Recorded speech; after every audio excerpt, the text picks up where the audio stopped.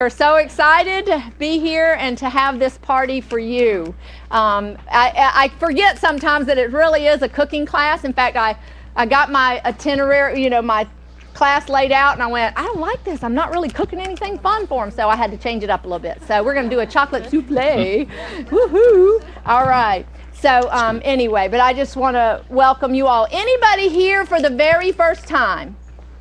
Wow, you picked a great night to come. You picked a great night to come. We won't be milling wheat tonight. It's a little different, but so y'all will have to come back after the first of the year to a getting started class, but we just really want to welcome you. This is an exciting year for the Brad Beckers, and it's funny because we really went the whole year, got close to the presidential election, and realized this is 2012. It was 20 years ago that we started our business, 1 week before the presidential election. I was introduced in 1990 or 91 to the whole concept of milling my own wheat and making my own bread from freshly ground whole grains, and as a food science major and loving biochemistry and physiology, when I read this information, it just all clicked with me. And so Brad actually bought me a grain mill for my birthday, guys. If any of y'all are here, or go ahead, they like these things. Not too many appliances you can get your wife for her birthday or Christmas or whatever, but that one was one. And it literally changed our life. It changed the health of our family drastically. And within just a short time, I started making bread for other people, because you can tell when I get excited about something, I got to tell you about it. So I started taking bread everywhere I went and started giving bread away. My kids and I started selling the bread out of our home. And the next thing we knew, people were coming and saying, wow, I have more energy when I eat this bread. Wow, I'm not constipated. Wow, I feel better. And all these things. And so the next thing I know, people were asking me, will you teach me how to make bread, and where can I get a mill? And Brad and I actually had been really praying about a business, a secondary home kind of business. We homeschooled our children, and he was in the construction industry and a history buff, and kind of was like, our nation is due for some hard times, recession, maybe depression, and here we are. And anyway, and he said, construction is the first to go and the hardest hit industry. He said, I would like some kind of food related business. And we had been praying about it for lots of years leading up to me discovering the whole concept of milling and making bread. And we had talked about restaurants, pizza places, and we were like, whoa, those are balls and chain. We don't really want to do that. And so ball and chain? Yeah. Yeah, okay. Yeah. Anyway. But so like I said, when people started asking me, will you teach me how to make bread? I'll never forget, I was actually making bread, pregnant with my 6th child, trying to make all the bread for my family, and all these other people were coming, and I was literally worn out. And while I was making bread that day, I went, you know what? I don't think I'm supposed to make bread for the world. I think I'm supposed to teach the world to make bread for themselves. And Brad drove up in his green pickup truck one day home from work, and I met him in the driveway, and I told him that. And I said, maybe we should start a business of selling mills, and that's what we did. November of 1992. You remember that presidential election? Yeah. So anyway, 1 week later, God woke me up. It was the day after the election, and gave me a vision of being like Joseph, and it seemed like the story of Joseph just kept coming to us from every direction. And he just said that he was going to raise us up and raise our business up to supply God's people with grain in the hard and difficult times that are coming to this nation. And sometimes we thought we were in it back at Y2K, remember that? Everybody, and that was funny because that was 7 years from the time we started our business. So I was like, wow, 7 year, it came and went. So we don't know what's going to happen, and maybe it's our children. And I just praise God for my daughter Ashley, who's stuffing her face over there. That's okay. She was only 12 years old when we started our business, but so how much does that make her?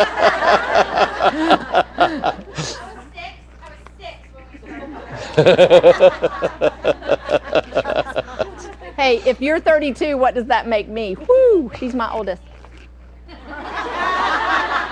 I am not. Almost, but not quite.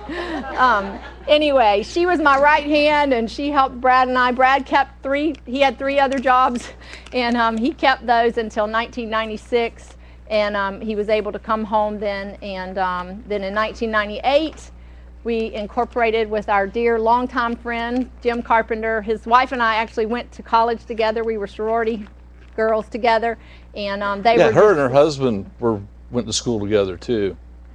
Huh? You and your husband went to school together, too. Yeah, we did. We did. We celebrated 37 years this year, can you tell? We met at the good old UGA. But anyway, I got to hurry. Anyway, so Jim is just a great friend and has been a great partnership here. And we are just very excited about what God is doing. Brad really took the whole Joseph vision to heart. And we started in 92. In April of 93, he decided he wanted to invest our savings in grain, in wheat. And so we ordered from 2 different suppliers. A month apart. And interestingly enough, they both ended up at our house on the same day, just the delivery. And it completely wiped out our savings account, all in one day. And I was great. I had the vision. Yes, Joseph, yes, we're going to spend our money on savings. But in the construction industry, it's either feast or famine. You have a job for a while, and then you may be laid off for a little while. And so we always lived off that savings until we got the next job. So here we were without my little safety net. And I woke up in the night just going, what have we done? I had all this wheat buckets in the carport and no money in the bank account. And I just really got real fearful and just really started crying out to the Lord. And I woke up, and do you love our prayers? Sometimes I said, Lord, are you sure we're doing the right thing? Why do we ask God if he's sure? It's obviously me that's not sure. But I was like, are you sure we're doing the right thing? I feel like such an idiot. I feel like a hippie. I'm one of those survivalist people. And I just was really distraught and carrying on. And in my quiet time that morning, part of my daily Bible reading is I have this little calendar that I've been getting from David Wilkerson for 30-something years. And usually I pray and I read, and then I pull out my little verse for the day and see what it says.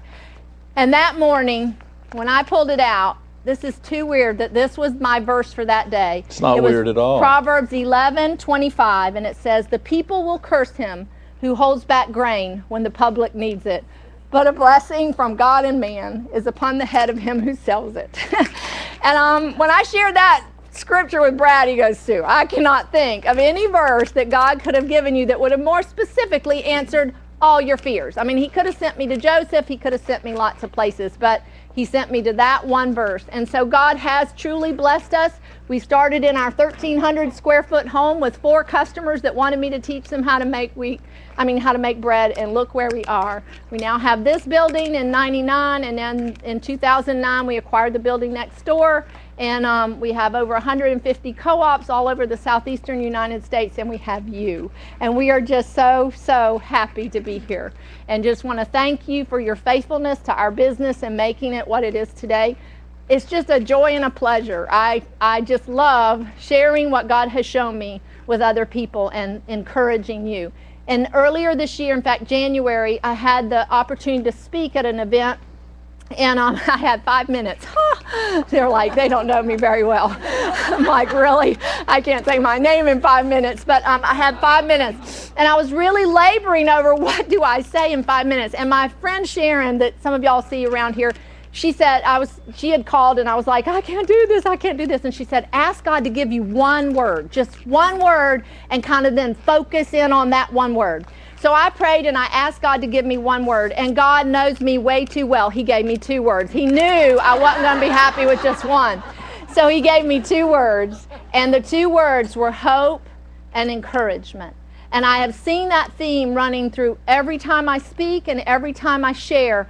God has just put that message in my heart, and that was in January of this year. Hope and encouragement, because what I was feeling and sensing from every time I go speak or teach was so many of us have kind of lost hope and we're discouraged. A lot of times it's from sickness and disease and just being, run down and worn down, and sometimes it's from unanswered prayers. We don't see the promises that God has given us being fulfilled. And I've got some of those. God has given me some really definite, powerful promises, and I'm not seeing them, and I've been looking at them for 30 years, and it's sometimes you just get sad and you get discouraged. But another thing that the God has been showing me the last few weeks, the word that keeps coming to mind is appointed times. Have you ever noticed how many times in Scripture, especially when in the New Testament, it says, my hour has not yet come, at the appointed time, blah, blah, blah, blah. And there's one in Genesis where God gave Abraham the promise. He said, at the appointed time,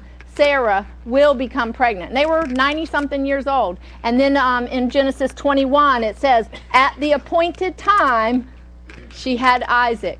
So there's appointed times, and for all of us. And I just want to encourage you that these appointed times, it's kind of like God's quiet for a while, and then all of a sudden he shows up. And just in an instant and in a miraculous, supernatural, powerful way, boom, that promise that you've been holding on to is fulfilled. And I just want to encourage you tonight. I want to give you hope tonight to hang on to those promises. You got to know those promises are from God, but hold on to them. And Romans 4:18 says this, for Abraham, human reason for hope was gone. How many of y'all have a promise like that? That all human reason, everything, all the circumstances surrounding looks hopeless, impossible, not going to happen, he's never going to change, she's never going to do all these things. But it says, for Abraham, human reason for hope being gone, hoped in faith that that he would become the father of many nations, just as he had been promised. Just as he had been promised. And so at the appointed time, those promises that you're looking for will be fulfilled, and God will show up and he will do it. And I never made this connection, but have you ever made this connection in this word, disappointment? I never saw appointment in that word. But disappointment means not appointed. And when we let our hearts get filled with disappointment, it's not just some sad, emotional state of mind.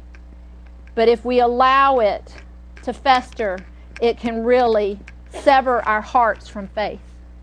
And it can disconnect us from our appointment. It can cut us off from that appointment. Never saw that until just this week. God gave me that word.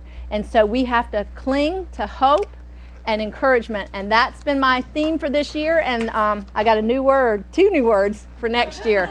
And I'll share that at the end of the class. But let's pray. Thank you, Lord, that you are the God of hope and you are the God of appointed times. And everyone here has an appointed time, has an appointed promise that you will fulfill, and with you nothing is impossible. And even the miraculous birth of your son Jesus, it was impossible for a woman to conceive who had never been with a man, but you are the God of possibles, and you are the God of the miraculous. So I pray for hope and encouragement to come on every single person, every single household in this room tonight, and may we share that hope and encouragement with everyone that we meet. May everyone see the hope that is in us, and may we always be prepared to give an answer to them. In Jesus' name, bless the hands that have prepared this food, bless the food, bless our time together, and God, just continue to just be with us and lead us and guide us in all things. In Jesus' name, amen. Amen. We have, thank you, we have a very special Orion smoker that Brad and I have fallen in love with. So the first thing we're going to do for you tonight is Brad is going to talk to you a minute about the smoker, and then we're going to put some turkey breasts on to smoke. He'll take it outside and smoke it, and we'll have some turkey and cranberry salad at the very end of the class. Later. But I'm going to let him go ahead and get that smoking. I just want to show you the smoker here. The parts inside. It's got 3 rib hangers. You can hang 2 racks of ribs on each one of these.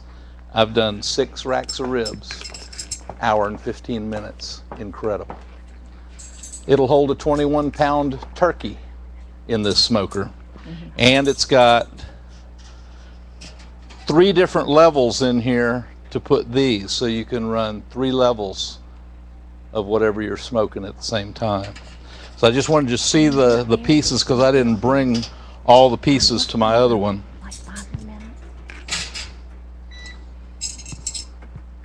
And I'm going to go over there and start loading that one up now. Mine's not as pretty as it was when it was brand new. But Sue says today the word is mesquite. She wants to smoke with mesquite.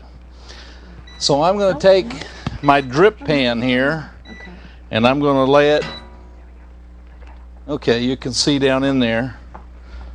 You can see I use my smoker a lot.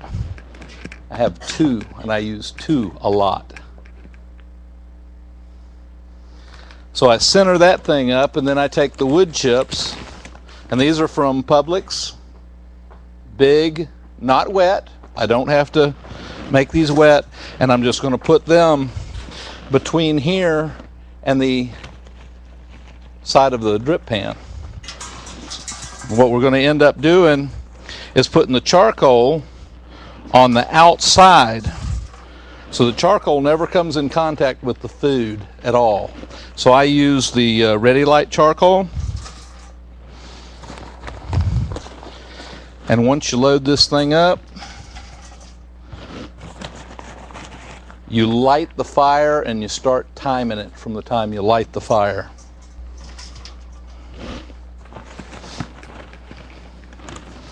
And I think our turkey today will probably run about hour and a half, hour and 45 minutes. I'll check it. I'm going to do it with the thermometer because we're looking for 160 degrees. I'm afraid most of the time they tell you to overcook your turkey. You use the little button. By the time the button pushes out, it's overdone. All right. Do you want a turkey? Yeah, that'd be nice. You got some turkey? I know where to get it.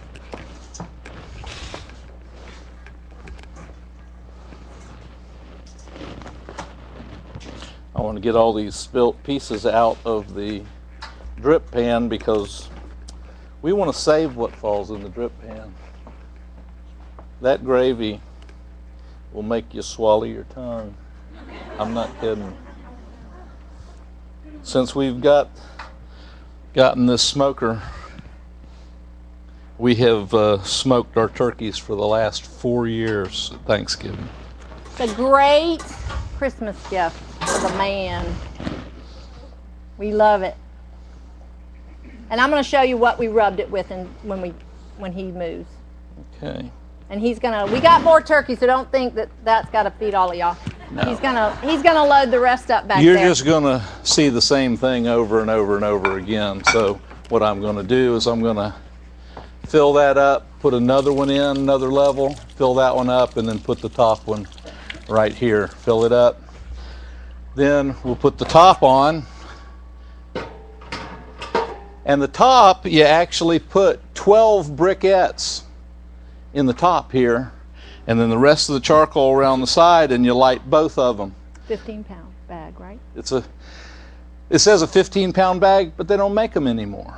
So I get the equivalent of 15 pounds. I put 12 briquettes up here, the rest of them around the side.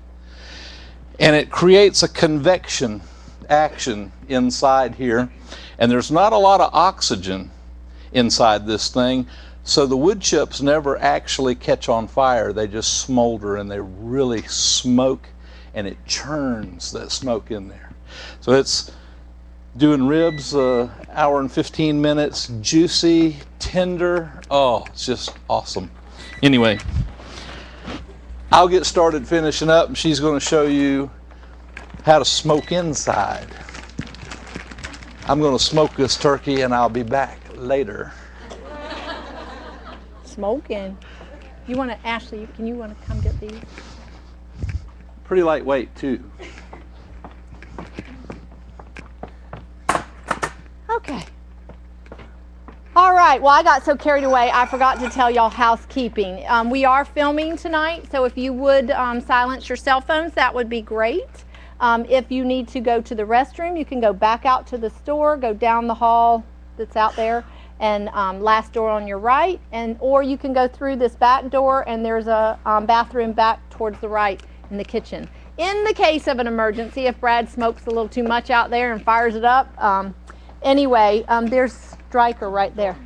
If in case of an emergency, should you need to get out quickly, there is exit doors through this curtain to that, whatever that will be, your right. Exit door through this curtain straight ahead, or you can go back out the way you came in and out the front door that way. Anything else? There is plenty of food. So if you would like to, if you would like to get up and get more refreshments, please feel free to do that. There is water in the back cooler back here. If you would like to make a donation to Real Bread Outreach, we would greatly, greatly appreciate that. But you can help yourself to the water there, or there's plenty more punch. Every one of you should have gotten a little gift bag when you came in. There's some brochures and pamphlets in there. There's one for Real Bread Outreach. And those of you that don't know about Real Bread Outreach, in 2007, God just laid it on my heart to start a nonprofit ministry because I'm passionate about people eating healthy and getting healthy food into the hands of the elderly, the less fortunate, people that just can't seem to afford it, but yet they want to eat better. And we have just had a fabulous year this year. I have a new board of directors. Rebecca Manning is one, Sharon Fescannon, and another customer, Carol Noble, is on our board of directors. And we have put into the hands of needy people mills, mixers, bread machines, bread. We have Carol actually does some visitation with an elderly lady and takes her one of the produce boxes that we get from our organic co-op and bread to her each week, and has had the opportunity to actually witness to some of the kids in the neighborhood. It's just been a great, great year, and we are looking forward to an even better year, but we do need funds. We are a 501c3 nonprofit organization, so if you are looking for a tax break, you better get it while you can this year. So in your bag there is an envelope where we would love for you to support this ministry. Right now there are no paid employees. We are all volunteering, so all your money truly, truly goes to help those in need. And it's just been an incredible year. One of the meals that we gave was to a pastor that actually has a food bank ministry, and he makes all these loaves of bread every week and takes it to people. So we thought, oh man, how much better is that to give it to someone that's spreading the bread as well. So we're just very, very excited about that. The other thing that I'm really excited about is this year being our 20th year. Like I said, I kind of realized it kind of the end of October, and we realized our Christmas class, then we can celebrate our 20th year. So I actually wrote a little letter to some of our main vendors and told them about the Christmas class, told them we had 120 people coming, and told them it was our 20th year in business, and would they be willing to donate product for us to give away. They all very graciously have given us machines, equipment, so we will be giving away each of the electric mills, a bread machine, a mixer. All of this product here, most of it was donated by our vendors. I'm not kidding you. We are just very, very, very excited. So I think we should start with some product. All right? And just so you know, we're going to give away the big machines at the end. And what we're going to do, so I was like really struggling. I was like, well, somebody really might not want to win a Switch It if they if they know that puts their name out of the hat for a meal. I mean, what would you go? I don't really want this. Could you put my name back in? So because we got so much stuff, we actually probably have enough for everyone here to win something. So what we're going to do then is when I draw your name, we're going to put your name back in the hat for the big machines at the end, okay? So how does that sound? All right. Well, then let's start by drawing a number. So y'all need to keep your numbers handy because we have way too much stuff to give away. 623, number 623. Sheffin was very gracious to give us Switch Its. You can pick your color if you want a different color, or you can pick the Spatula or the flat one. This is my very, very favorite go-to spatula. Everyone that has one usually comes back and buys another and another, and then some for gifts. It's a high heat spatula, and I just love the flexibility of it. And Chefin very graciously, hold on, I did the wrong thing. You need to keep your ticket, baby doll. I'm like, okay, we just did something wrong here. Thank you. Was that what y'all were going to tell me? That like, okay, she's goofy. All right, so let's just give another one away then. All right, let's give a green one away. How about number 642? All right. Okay, I'm going to put your number in here. There we go. Is that what we're supposed to do? All right, and if you want a different style or color, you're welcome to it. Okay, all right. All right, I better get this turkey smoking.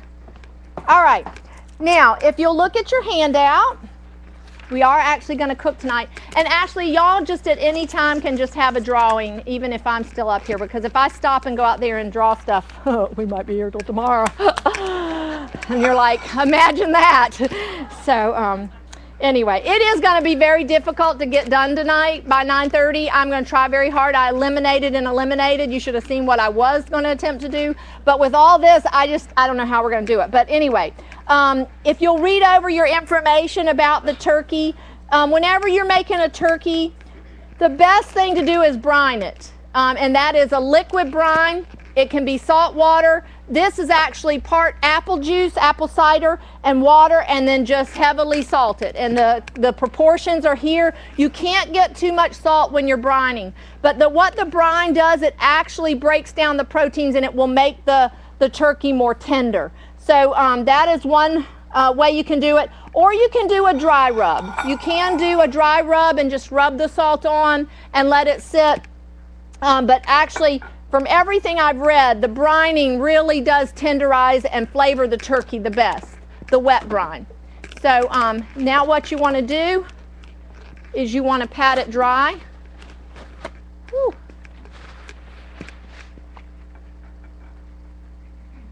Just pat it dry here. And then I'm going to rub it with your favorite herbs and spices.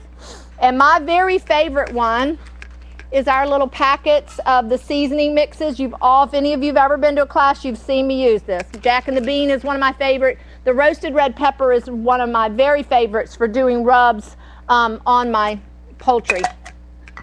So what you can see, what I love about the seasoning mixes is it's real dried vegetables and herbs. There's no sugar, there's no MSG, there's no gluten. Read the label. There's no salt even. And so it's just great for you, and makes great dip mixes and seasoning mixes, and there's just so much you can do with these. Ashley and I really need to write a cookbook for the seasoning mixes. Because the pieces are big and hard and dry, I discovered that it works best if you powder them before you rub it, so that the pieces don't just fall off. They'll stick to the meat better. So I'm using my little Try Best personal blender. Another great gift idea for that college student or whatever.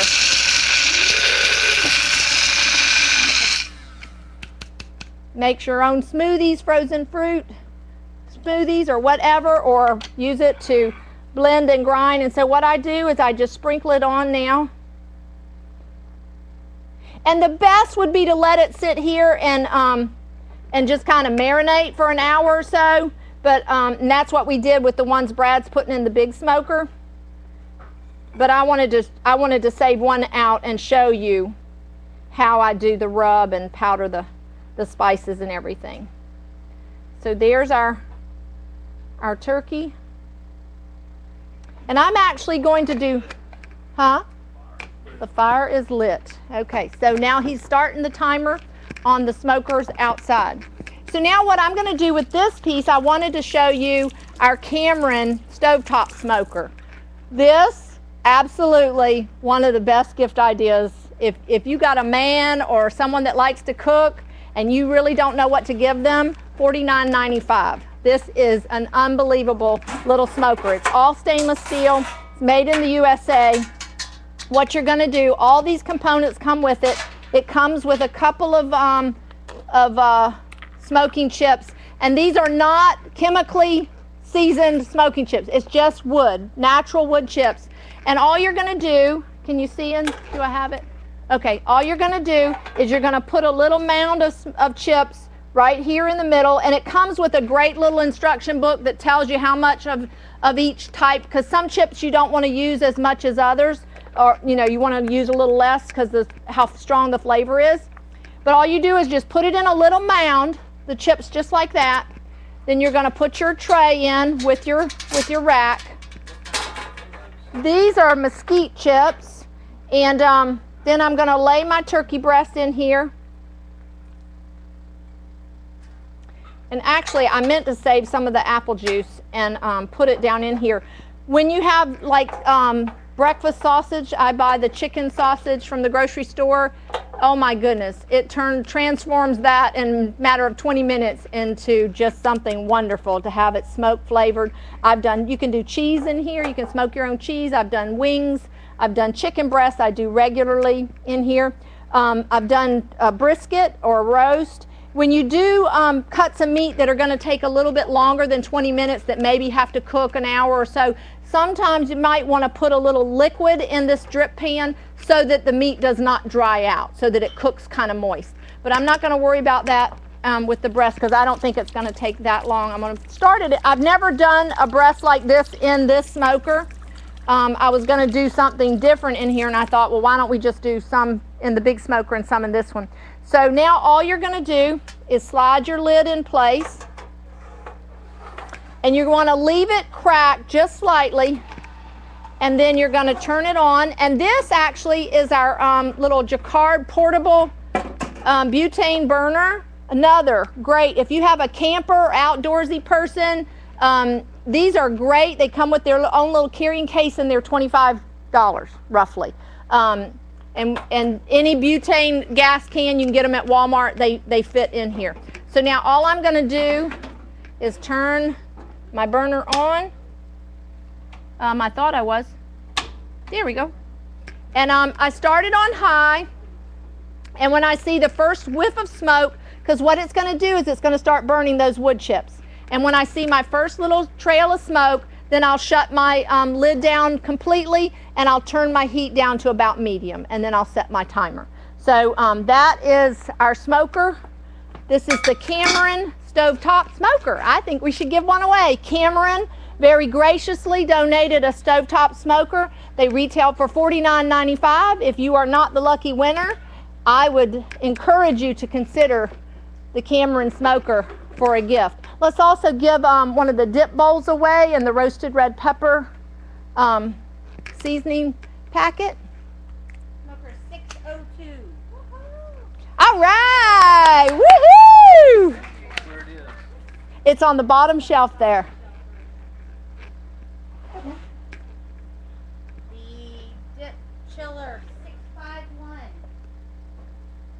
Market to Market is the company that makes our dip mixes, and they very graciously donated the dip chilling bowls. You know what, Ashley, that might be, oh, somebody, okay. I was going to say it might be the person whose ticket got lost.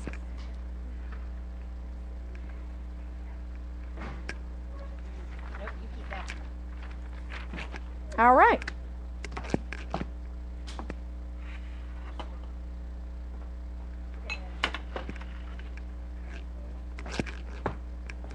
All right. Okay, the next thing I want to do for you is the lentil sloppy joes. Oh my goodness, you're going to love these. These are so delicious. Actually, will you get me the ground beef? There's a bowl of ground beef in there. How many of y'all have ever made sloppy joes and your kids love them? Well, this uses only a half a pound of ground beef, and then the rest you stretch it with the cooked lentils. Great, great idea. You're going to love the flavor of this. Your kids will love it. The lentils, of course, add fiber. Great fiber, adds great protein, adds iron to this dish. So it's just great to add your beans. In fact, start thinking about adding beans to a lot of your soups and stews and your dishes like this. It really increases the protein value and the fiber there. Now, in this dish, the recipe that's in your handout actually tells you how to cook the lentils conventionally, but you know me, pressure cooker. Next best thing that came to my house besides the mill and the mixer. I love having the pressure cooker on hand. The conventional directions tell you to cook the lentils for 35 to 40 minutes, I think it is. In the pressure cooker, we only need to cook it for 10 minutes, and they're done. And so I'm going to go ahead and, wow, we wrapped this up really well. Okay then, why don't we, this is this pressure cooker by Fissler. They're made in Germany. They newly designed the lids, which I absolutely love. I mean, the old pressure cookers were great, but I really do love the new design on the lids where they automatically lock. And so there's no more having to slide the lever. The conical shaped pots, you can stack even the same size pots or inside of each other, and they won't scratch because of the way they're shaped. And of course, Fissler is just a remarkable company. Their products are made in Germany. They're just a wonderful quality pot, and their patented base, it's called their Cookstar base. I'll have to show you one. I think we have one out here because we're going to give one away. Fissler very graciously donated a 4-liter pot, the size that I'm using right now. Oh, smoke coming out of the smoker. Good deal. Thank you. Okay, so we see my whip, not my first, probably my whip of smoke coming out. So all I'm going to do is shut that down completely and turn it down to about medium. And I'm going to set the timer for about 30 minutes, and I'm going to check it. And like Brad was saying, with your poultry, you want your turkey, you're looking for the internal temperature to be about 160. Most of those turkeys that have the pop-up timer on them, way overdone, because they want to be safe. So your turkey is typically way overdone at that point.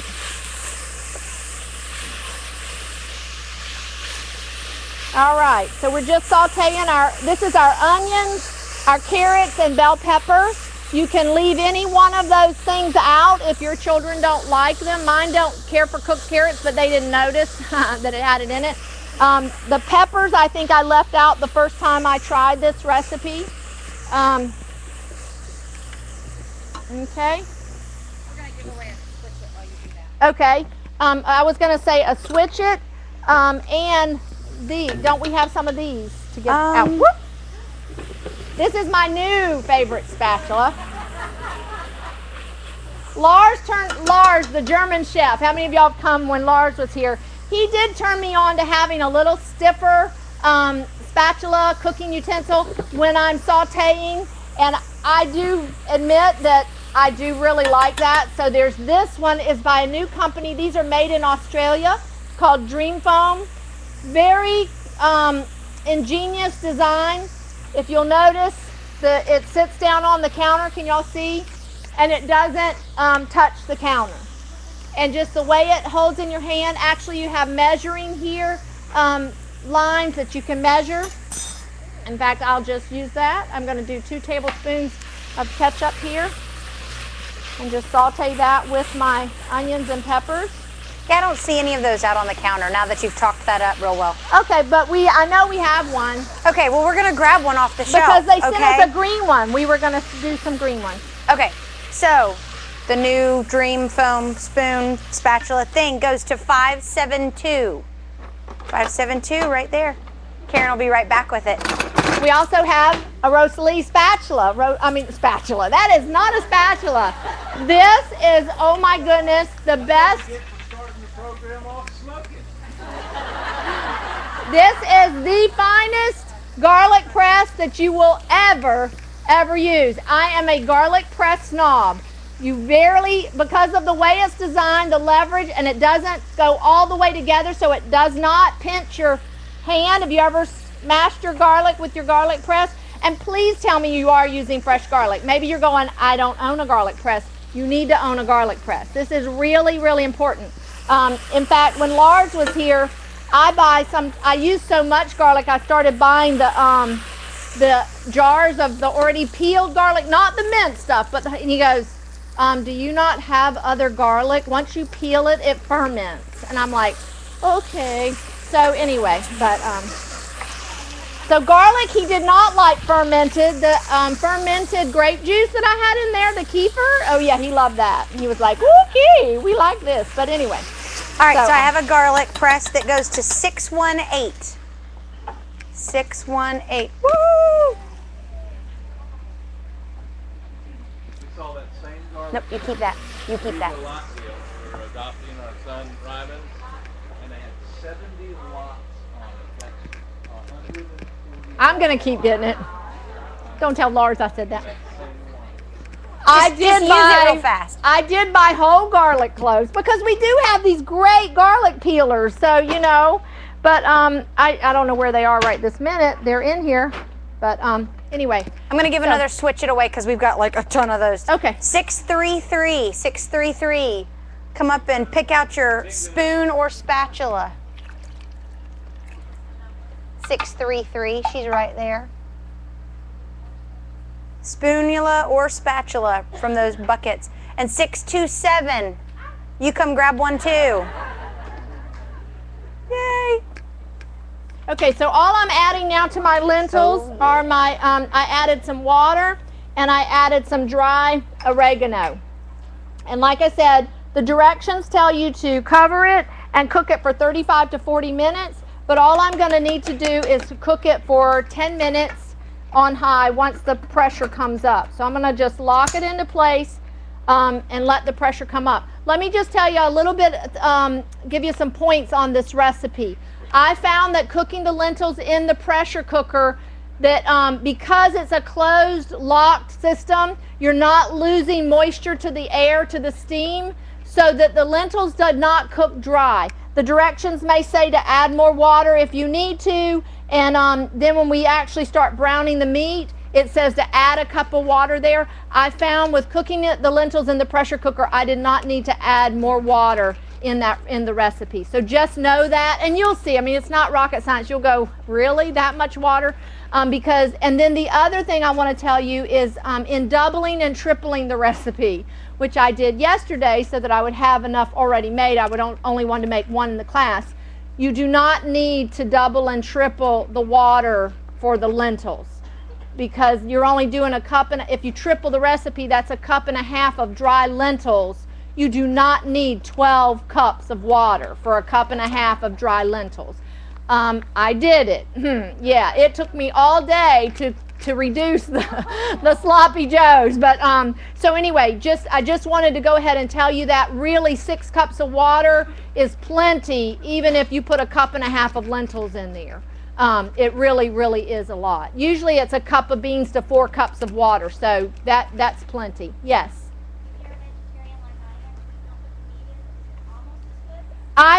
Her question is, if you're a vegetarian and you don't put the meat in, is it almost as good? I've never tried it.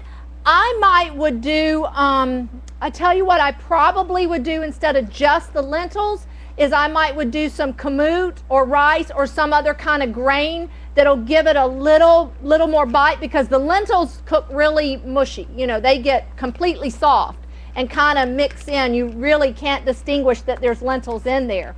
So I think I would do some type of grain, you know, like your kamut or spelt or something like that, and maybe just cook it right in here with the lentils and then add the rest of your sauce and everything to it and just brown it up like that. Or even garbanzo beans too. Or garbanzo beans would probably be good. But, you know, you're a vegetarian, so you probably wouldn't miss it. So, but you can try it, but I think to give it a little more texture, I would use a grain. So anyway, so we gave it. Somebody got this? Who got it? Let me see. All right, you're going to love this. Huh? Oh, here. Oh, it opens like this, or Brad will show you. But it really, really is an amazing garlic press. And I know you're like, okay, whatever. But if you use as much garlic as I do, I mean, I catered a meal one time and I used 30-something cloves of garlic, you know, and it was like, whoa, okay. You actually don't. This one will just shoot it right through with the skin and everything on there, so you don't even have to peel it. But when we get this one washed up, I'll actually pass it around, and you can feel the way it's made. The leverage here is the way it's the force that you get. You're putting the work is on here instead of on having to squeeze so hard on your hand. It's really, really, if you have a chef or someone that really cooks, it's a little pricey, and I didn't want to carry it for the longest time because it's so pricey, but I've bought the $9 ones, the $10 ones, and I have 4 or 5 of them, and I hate them all. And I love this. This goes with us. It went to Latvia when we adopted our kids. It goes on camping trips. It goes wherever I'm cooking. My garlic press goes with me. So you will love it. Okay, our pressure cookers. How many of y'all have seen me demonstrate pressure cookers? Okay, you know how much I love them. These are not your grandmother's pressure cookers. Absolutely silent while they're cooking. There's not the bobber on top that's going to go even though you kind of like the it's the little pressure valve that comes up and it has 2 white rings. The first ring is the low pressure. The second ring is what I do most of my cooking at. You bring it up to pressure on high heat. Once it gets to pressure, then you start lowering your heat to medium to low just to maintain the pressure. If you hear noise, if you hear hissing, releasing of steam, it's overpressure. And that's one of the safety features of these pressure cookers. You will never blow this machine up, this pot up. It's going to release the pressure. Even if you forget to turn down the heat, it's going to release the pressure. So I'm going to turn it down to kind of medium low, and then I'm going to set my timer for 10 minutes. I'm going to whisk this back here to my burner that's in the back, and I will bring my fry pan out to cook my meat in.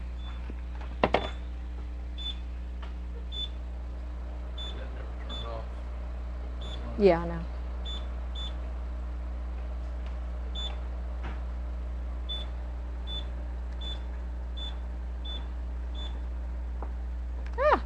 Okay. And I'm cooking on these Fissler induction burners, which I absolutely love these as well. They cook by magnetism, and they have a lot of safety features in themselves that they will turn off if you remove the pot from the burner. And they also have a wonderful timer, and that once like that I've set over there for 10 minutes and it'll just turn itself off, and so I don't have to worry about it. I get real used to using these here when I'm pressure cooking, and I can just set the timer and know that the burner is going to turn itself off, and I forget that I don't have those all the time at home when I'm cooking on my burner. So now I'm going to just, while my lentils are cooking, I'm going to brown my ground beef, and I think that we should give away a Fissler 4-liter pressure cooker. No? We're going to do that at the end? That's a big ticket item. Oh, that's a big ticket item. Okay, we won't then. Everybody that has a spatula would be very upset with you. Okay, true. Okay, I didn't think about that. Then what else? Go ahead, do something. I don't know what you got down there. How about some of those aprons? Okay. 661. Yay! So did we find the Dream Foam spatula? Did we find Yeah, this? we got it. Who did somebody win it? Right there. Oh, you are gonna love this. Don't you love it? Tell everybody. She loves it. The pink one or the black and gold one down there. Do you see them? All right. See, I'm not kidding you. These and these, when you get them and you use them, you will come back and buy them as gifts for people because you'll love them. They're just amazing. And both are high heat. This one is soft. I don't use any other spatula. Like, I don't use these anymore at all. Even though I love these and they're great, I use this, cold or hot. And then when I'm browning meat, I either use this or my Fissler Comfort Turner, either one. But I really do love this one. So now I'm just browning my ground beef here. How about another apron? Yep. 647. 647. You think that's you? Yay! No, you get to keep it. Yes, pick out whichever apron you would like.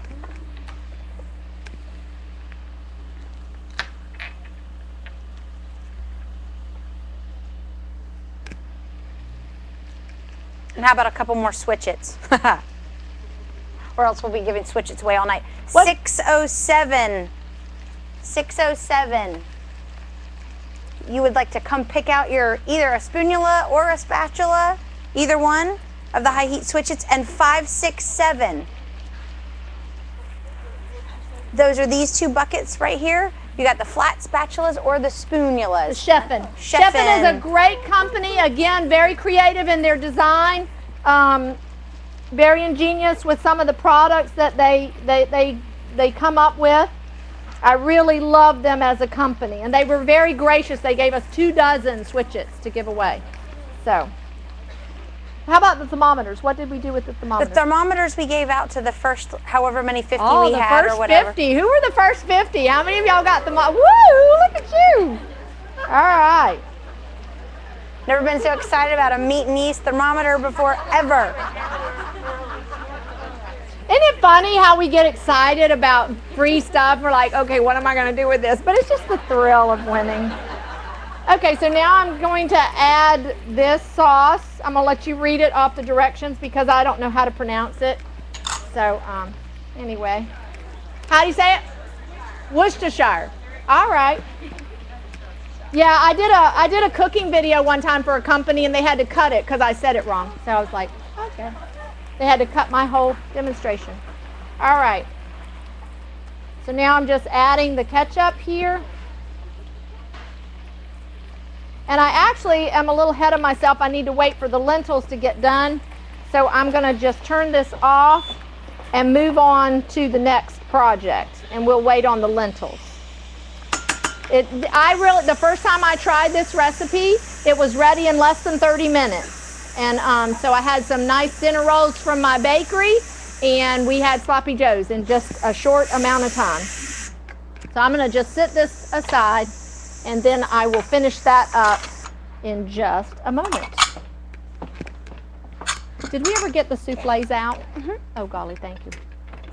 Of course. Can have that over there in case y'all need it. All right.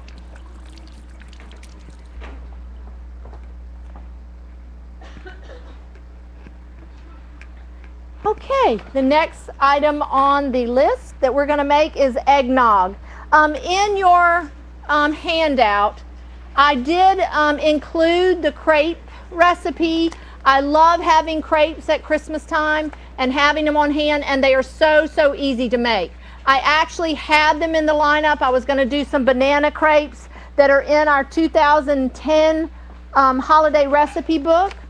And but it just was going to be a serving nightmare for 120 people. So crepes are not something that you would probably do for 120 people. But a nice, family dinner or 8 or 10 people, very easy to make. They store beautifully, and they really just come to room temperature if you just sit them out for a little while. And you can do something as simple. In fact, I made a few and realized that this just wasn't going to work. And I had some chocolate buttercream icing in the refrigerator and some strawberries, so I gave them to my boys, and they spread the icing and the strawberries and just folded them up and ate them. So there's so many things you can do with crepes, and there's tons of recipes online. We have this wonderful crepe maker that makes making crepes very easy, and I was going to demonstrate it, but we just scrapped the whole crepe thing. I will try to do a crepe class maybe around Valentine's Day. In fact, we've got a great idea for Valentine's Day class. Everything chocolate. Everything chocolate. So what do you think? Yeah. It'll be the first weekday class we ever do with 110 people in it, right there. Okay, so I'm going to go on to the eggnog, or should I? I never went over what we served in class. I know, we never talked about that. That's what I was going to ask you. I was going to just go over what we served at the beginning of the class. I got so excited about y'all being here and coming that I just got a little chatty right there at the beginning and forgot totally what I was supposed to be doing. But anyway, as you came in, when what I thought, since it was kind of our 20 years of celebration here of being in business, back in 2004, we had this great brainstorm. I don't know whose idea it was, but to come up with a holiday recipe contest. And we started it in 2004, and we let our customers submit recipes. Of course, they had to have all healthy ingredients. And we tested most everything that's in there, and we sampled them throughout the weeks or months, we bring people in and let them taste and vote on some of the recipes, and we picked 5 or 6 top recipes that people voted on, and then those got showcased in the cooking class, and then we let the people that attended the class vote on it, and we picked the winner. 2004, the winner. So what I thought I would do for this class tonight is I would pick the top 2 winners of each year. And in 2004, it was the spicy chicken wraps, which is what you had. Of course, I made the tortillas from the fresh ground whole grains, and we have tortilla maker. We could give that away. Is that a big ticket item? Oh, okay. What do I know?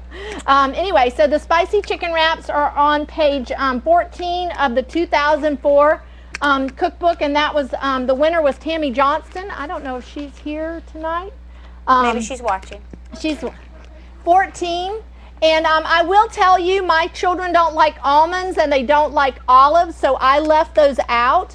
And I did also, the recipe calls for ranch dressing, and I used it's Maria's brand, the Chipotle ranch dressing. Just kicks it up a little bit. And then I used our yogurt jalapeno cheese. So it's got a little kick to it. Did y'all like the spicy chicken wraps? And then the layered brownies. The layered brownies, people couldn't decide. I mean, between spicy chicken wraps or sweetened chocolate and goodness and just wonderfulness. So did y'all like the layered brownies? Yes. And I do want to tell you something. Melinda Fogel, you need to stand up. Come on, come on. Melinda Fogel is who entered the layered brownies in 2004. She has been a customer since how long? Before that, or was that your first year, or before that? And funny, because she also were you the Crockpot French dip beef? No. Yes. No. The cranberry cake. The cranberry cake was Melinda Fogel, and that was that was the runner-up for the Crockpot French dip beef. In 2007. In 2007, it was the Crockpot French dip beef, which is on page I don't know. whatever. I meant to write that down. And once again, you can put that recipe. It's so easy. It's basically soy sauce, water, thyme, and rosemary. And just put it in your crock pot and let it go for 5 or 6 hours. But I don't do crock pots. I do pressure cookers. So you can so easily do that in 30, 45 minutes in the pressure cooker until it's just coming off the, and the Crockpot French right dip beef was submitted by Jackie King. Yep. And then that year was also the pineapple cheese casserole. The pineapple cheese casserole was one of my favorites. It wasn't the winner, but since it kind of got overlooked, I just thought I had to make that for y'all. Did y'all like that pineapple? It kind of like macaroni and cheese with pineapple in it. It's just really kind of cheesy goodness. That was in 2007. And that was submitted by Linda Jones. Which these little cookbooks we sell, the 2004 is $4, the 2007 is $5 or $6. They're $5, I think. So you're gonna love having these. And then the cranberry cake, our one and only Melinda Fogel, and that was in 2007 as well. And then 2010, our one and only Melinda. And you know what? And I really got kind of scared last year when her corn pudding won. We do this totally anonymous. I mean, whoever's working the front desk has to, of course, type them up, but they retype all the recipes with no names on it. So Ashley and I and all of us that do the test kitchen stuff, we have no idea who submitted these recipes. And of course, the people coming to taste are people off the street. I mean, we literally, come, taste something, and they vote on it and rate it. And so then we make all the dishes the night of the class and let y'all vote on it. And how Melinda can come up with these recipes, I really think she needs something special. Which I'll go ahead and tell you, you'll notice, I mean, we totally intended to do this every other year. But we skipped 2006, and so now it's become an every 3-year kind of thing. So I'll go ahead and tell you, next Christmas, 2013, recipe contest time. Okay. So if you want to dethrone Melinda, she's the girl to beat. Be on the lookout for that email newsletter to go out. Yep. As to when you need to start submitting your recipes and all that yummy stuff. Yep. But I agree. I think Melinda needs something. I think she needs something. What What would Melinda like? What do you Maybe want? Melinda just needs Yes, to come. Melinda, come yeah, choose. You come pick something off the table here. Don't y'all think so? Yeah. Melinda Fogel, come on down. Should we make her guess the price or no? I'm just kidding. You're the next contestant. Because we didn't know what to give you because you probably have everything. So but you just go for it. We're all watching you. We're all watching. All eyes. There's hundreds of people watching Say online. hello to Cyberland. Another switch it. All right. Okay. Yay for Melinda. Really, when her corn pudding, did y'all love the corn pudding? It was so delicious. Well, I think she needs a set of bowls to go with her spatula if she's Okay. going to be mixing up Yeah. another winner for Yes. next year. All right. Yeah. Thank you, Melinda, for making these delicious recipes. And we do love the fact that y'all submit these recipes. And when you submit a recipe, there was only a few that we had to not include in the book. I mean, if you send me something with white flour, white sugar, ain't happening. So it's not going in there. Huh? We fudge a little on maybe on the M&Ms. We work on the chocolate chips. But anyway, you know, it's got to be healthy. It's got to be good. And we do cook most of the recipes and approve them before we put them in the cookbook. But then if you enter a recipe and it goes in the cookbook, you get a cookbook free. So anyway, all right, so our lentils are done. And there's several ways you can lower the pressure. You can either press the button here that will release the pressure slowly like that. You can, of course, just let it naturally release, which I would do if I were home. I've just, let it come down. And but since my meat is already browned and I want to finish this, I'm going to quick release it. So I'm just going to come over here to the sink, run the cold water just under the edge, and that will bring the pressure right on down. If you want to speed it up a little bit, you can just slowly press that valve, and I'm getting a nice little steam bath here. But that'll bring the pressure right on down. And now I've got the green color on my handle, so I know that all the pressure's gone. You cannot open this pot until all the pressure is released, so you'll get the green go ahead button there, and you just open it up, and there is my lentils, all cooked and wonderful. All right, so I'm going to just swap this back out here.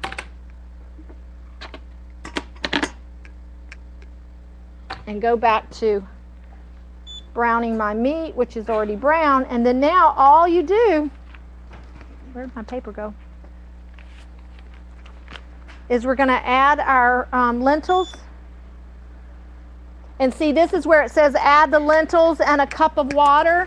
But you can see that is totally enough liquid. If you added another cup of water, like I said, you're going to be cooking for a while to reduce this down.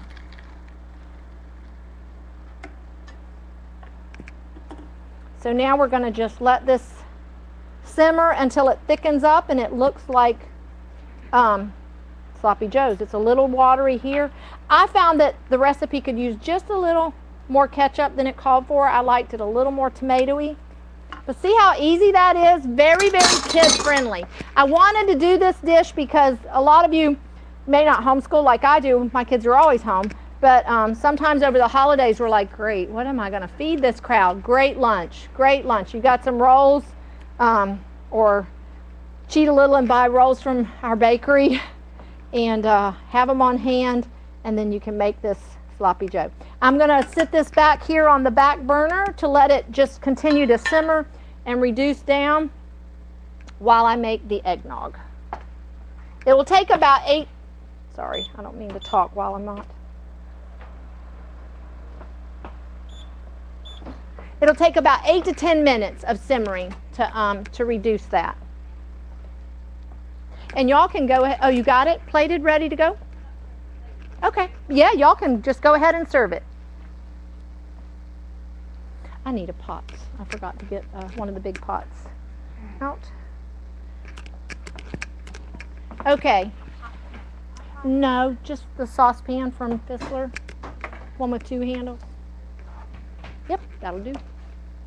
All right. How many of y'all love eggnog? Have you read the ingredients? Sugar, sugar, more sugar, artificial flavor, artificial whatever, what? Corn syrup, sugar, whatever. And I don't know, you're not going to believe how absolutely easy it is to make your own. I found this recipe years ago and I tried it and I'm like, okay, this is way, way, way too easy. I did look online and found that a couple of other recipes, most of the recipes online had you separating your eggs, and then whipping your egg whites and folding them in at the end. I see no reason to do that. Wait till you taste this eggnog. I'm going to save it. I've got plenty made for us to have, so I'm just making this for you to see how to make it. And we're going to serve it with the chocolate souffle. Oh, I know. One thing I didn't go over was the little orange chocolate chip muffins. How'd you like those? Yeah. Or the pumpkin crunch. You didn't go over that either. I didn't. Okay. Because it wasn't necessarily in the right. The pumpkin cookbook. crunch was not in one of the cookbooks, but here's why I decided to add it. And the recipe is in your handout. Last year, since it was an off year for the recipe contest, what we decided to do was let people submit some of their family favorite recipes that they were having trouble healthifying. Okay? And so we worked on them and we healthified everything that was sent to us, even from making box cake mixes and instant pudding. Several people had some family favorites that used a box cake mix. That pumpkin crunch was one of our favorites when it came in, and the original recipe had a box cake mix.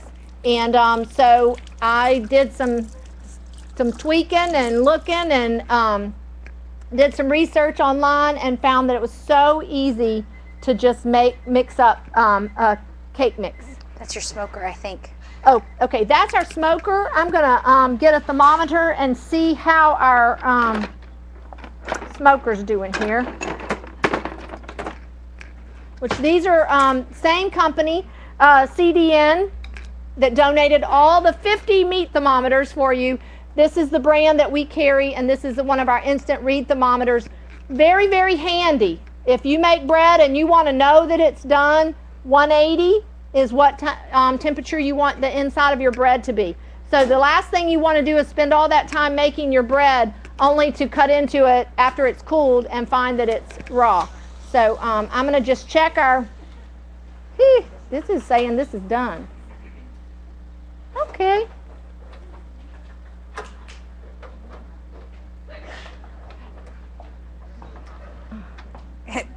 I can't get it shut back. Why is that?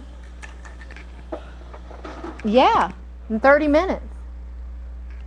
Okay. Well, no, I want to let it rest. It's good to rest your meats, poultry, beef, whatever. It's good to let them rest off the heat. One thing I did want to tell you about the Cameron smoker. You may be thinking, well, how could I smoke something bigger or taller than would go underneath this? All you have to do if you want to do a whole turkey breast, which you can use the Cameron smoker, grill, oven, stovetop, campfire. Not oven. You can't smoke inside the oven. You can. You put it in there to finish browning. Oh, to finish browning. Actually okay, you don't actually do it. Okay, well, so anyway, if you want to do a big turkey, all you'd have to do is just close it with foil and just seal it with foil and just foil it instead of shutting the lid down because you can't get it on. Okay, so that's our Cameron smoker. Our turkey is done. We're going to let it rest, and we'll just serve it at the end with the other turkey. All right, so now we're going to move on to our eggnog. You got to be quick. You got to watch me. You ready for this? Because it is so very easy. So instead of separating my eggs and my egg whites, I just use the whole egg. And I'm going to go ahead and instead of sugar, I'm going to use my honey granules.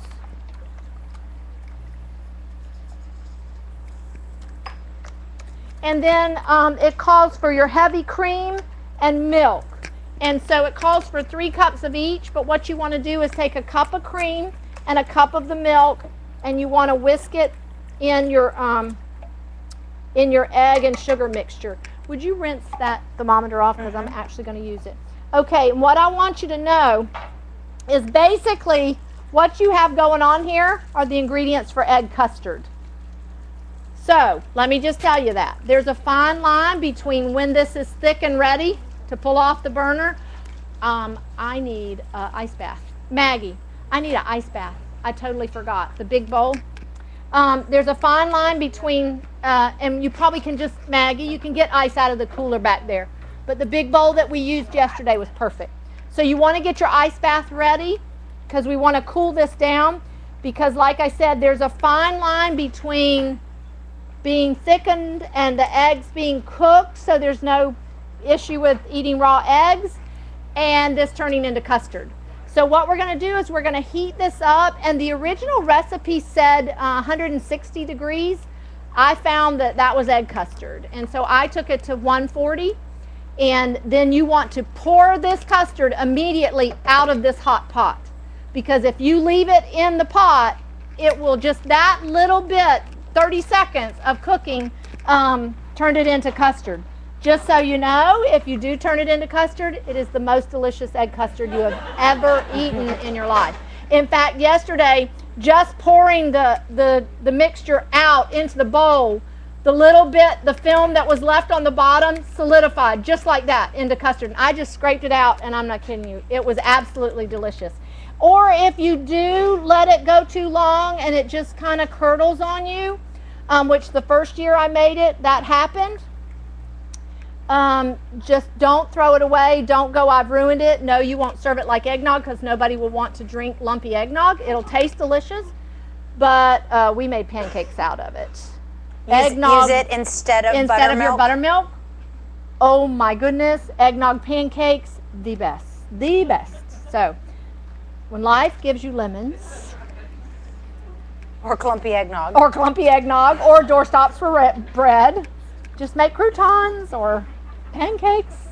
So anyway, so I'm going to take my thermometer, and I'm looking for about 140 degrees, and I am almost there.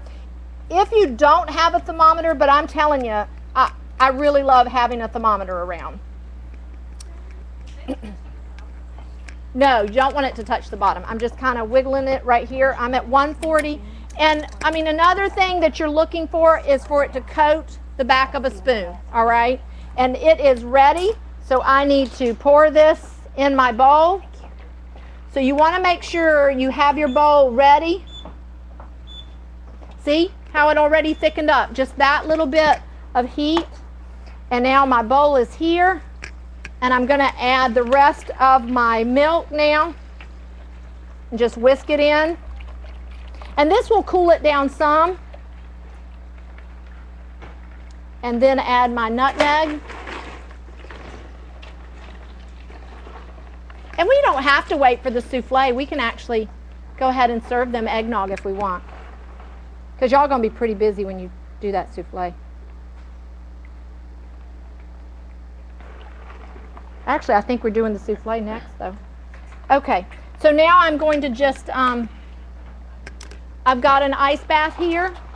I've just got some ice with some water, and it doesn't have to be a lot.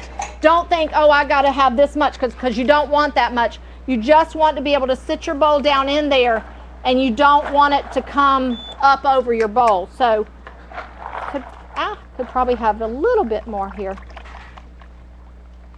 And just whisk it, and just whisk it a few minutes until it cools on down.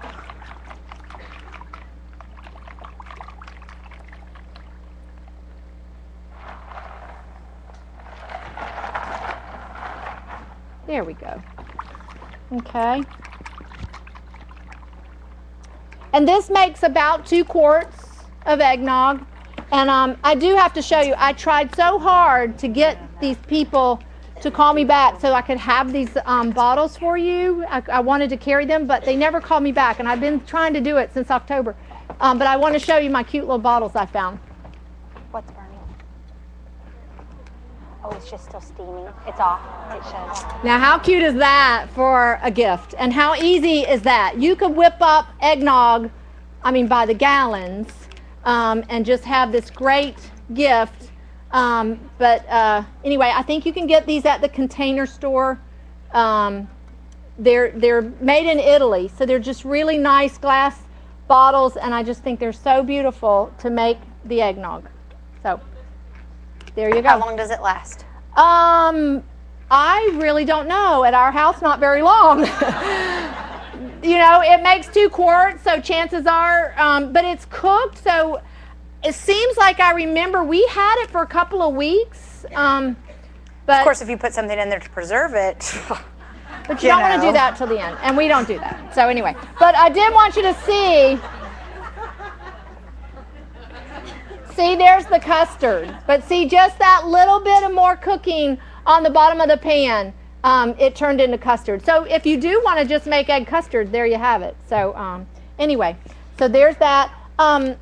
Ashley, there's actually 2 decanters back there in the kitchen. We'll get them in just a second. Okay. One quick question, because we didn't quite have enough Sloppy Joe mix, so we were waiting for our batch up here. Who did not get Sloppy Joes? Lentil Sloppy Joes. Did everybody get one?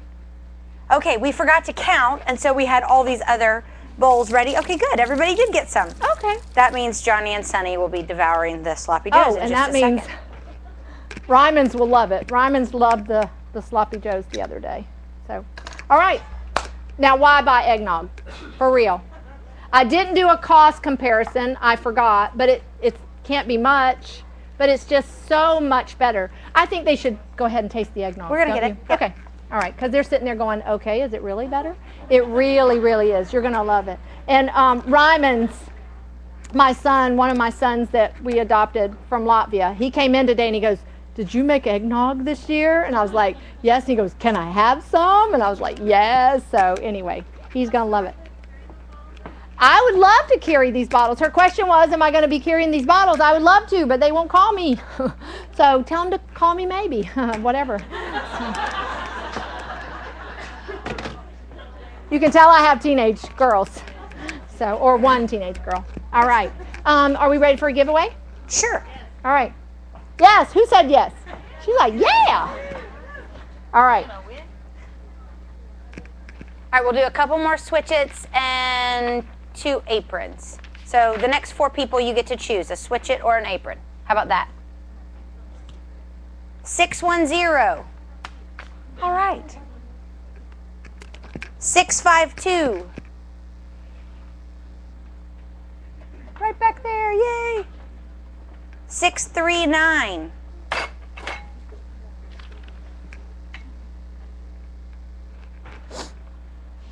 Are you putting them in the blue box? Yeah. When you draw them? The blue box is right here. You can either get a switch-it or an apron at the end. And 665. 665.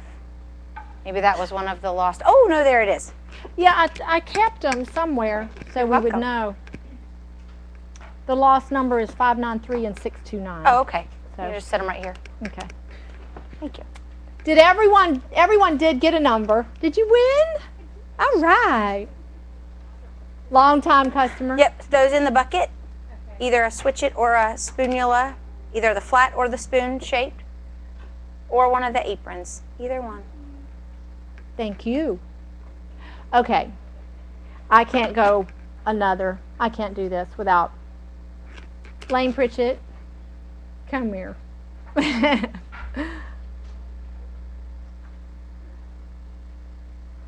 Lane, I think, read about us in the paper. Is that how you heard about us? In the Cherokee Tribune in 1993. She's been a customer since the beginning when we would do our little cooking classes at the little community center in Union Hill Community Center. That's where we met. And we became friends. And she's just been a really, really, really good friend to my children. My little one called her Mrs. Pritch. Her name is Lane Pritchett. And I just want you to come over here and give me a hug.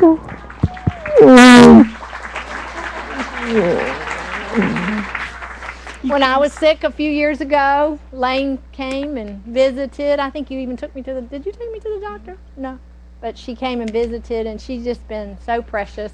And she made, she came in tonight, and she made the apron, or had the apron made for me, and gave me that gift. And she's just very special. One Christmas, she gave all my kids ornaments, and they all still, we pull them out, and they have their name and the year on it. And she's just been just a precious, precious friend, Mrs. Pritch.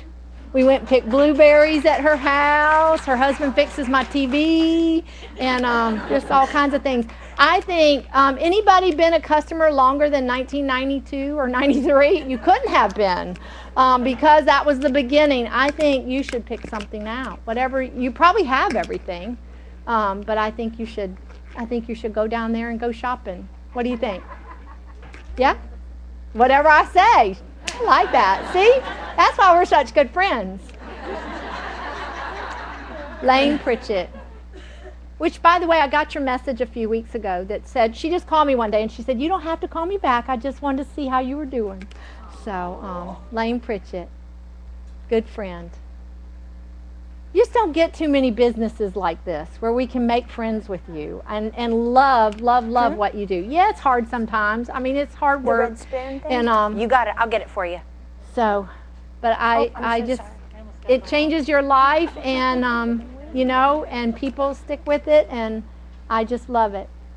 And then all of our employees, Rebecca Manning, we met her. We went to church with her and her family and got to know them, and they live over by us. And of course, my partner Jim and his son Jonathan, if y'all have seen him, and Pam over there in the pink sweater. Wave, Pam. Funny. Brad and I were out house hunting. And we kind of showed up, and they said, yes, well, they need a few more minutes because she makes bread, and she's got bread going. I'm like, who makes bread these days? I mean, and so I walk in, and Pam is making sourdough bread. She had never heard of the mill. So I asked her, who makes bread these days? And I'm like, she has the mill. That's the only people that I know that make bread, is they mill their own grain. So I started asking her, do you mill? No, and she had no idea what that was about. Pam showed up with her friend Kathy in the next few cooking classes, and then one day I'm like, do you need a job? And she was like, yes, as a matter of fact. And so you just never know where you're gonna meet people. And so that was our house hunting expedition. And it's really funny, Brad and I have been looking for a house, and a few months ago we actually went and looked at about 5 houses one afternoon, and 3 of the 5 houses had Brad Becker stuff all in their kitchen. I was like, wow! So it was like the mill and the buckets, and I'm like, I recognize these. So it was so funny. You just never know where we're going to show up. So anyway, all right, do we need to do a giveaway? Door prize? Sure. All right. Yes, ma'am.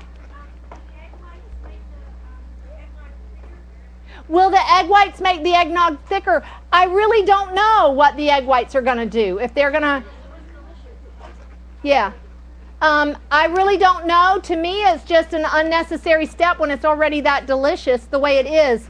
I don't know. But I know that the cons against whipping the egg whites and stirring them in is they're raw egg whites, because you do let the milk cool down and then you stir it in.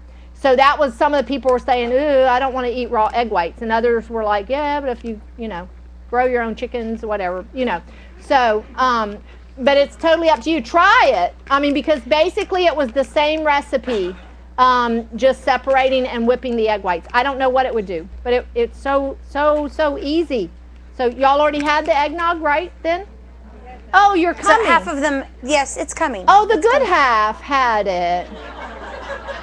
And the excellent half is waiting. I'm a mom.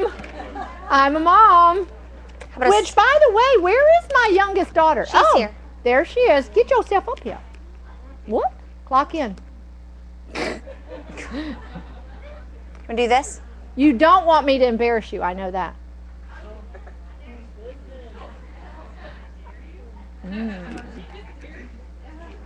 Yes, I would be the favorite, not that one. Just so we're all clear. Bookend Mixing daughters. bowl? Bookends. Yep. Mixing bowl? Okay, mixing. Oh, Yep, let me What? tell you Yes? about that. This is Trudeau. This is a fabulous, fabulous company that I just got to know in the last, I guess it's been 2 years now. My, time flies when you're having fun. Love these mixing bowls. Love the way they're shaped, the handle, the pour spout. Like making the eggnog, very easy to pour it in, even into that little bottle. It was just very easy to do. But the other nice thing about this is it has a rubberized bottom, so it's grip. So when you're cooking with kids, because I've done this before and had a little one stirring the pancake batter and plop, the whole bowl full. So this is very nice because it makes it somewhat not non-stick. That would not be skid-proof. Non-slip. There we go. So, and it comes as a set of 3, and I just love them. And then my absolute favorite Trudeau product is this little measuring spoon called the Flipper. And when I met the sales rep down at the Merchandise Mart 2 years ago before Christmas, he sent me home with one of these. And I was getting ready for the Christmas class, cooking. I've been cooking for 4 days now, Monday, Tuesday, Wednesday, Thursday. Took time out to go to the hospital last night to see my grandbaby. But anyway, he sent me home with one of these, and it was the only measuring spoon I used the whole entire day. It's all you need. No more cling, clang, anything. Tablespoon, teaspoon. Why is it called a flipper? Stick it inside. Half a tablespoon, which is 1.5 teaspoons, or a half a teaspoon. If you got anything less than a half a teaspoon, you can guess. So it doesn't matter. Remember, it's just suggestions anyway, so just go for it. So, all right? All right, so we're gonna do a bowl set, and you can choose between the marble looking sparkly one or the solid colors. This goes to 583. Yay! What would you like? You want this one? All right. Awesome. Yay. And how about we do the flipper too? All right. Because I got one of those in my hand. Number 650. 650. 650. Come on. Now, how did we end up with 3 back here, Ashley? Someone else. She got a new one though. Oh. We're good. 650. Okay.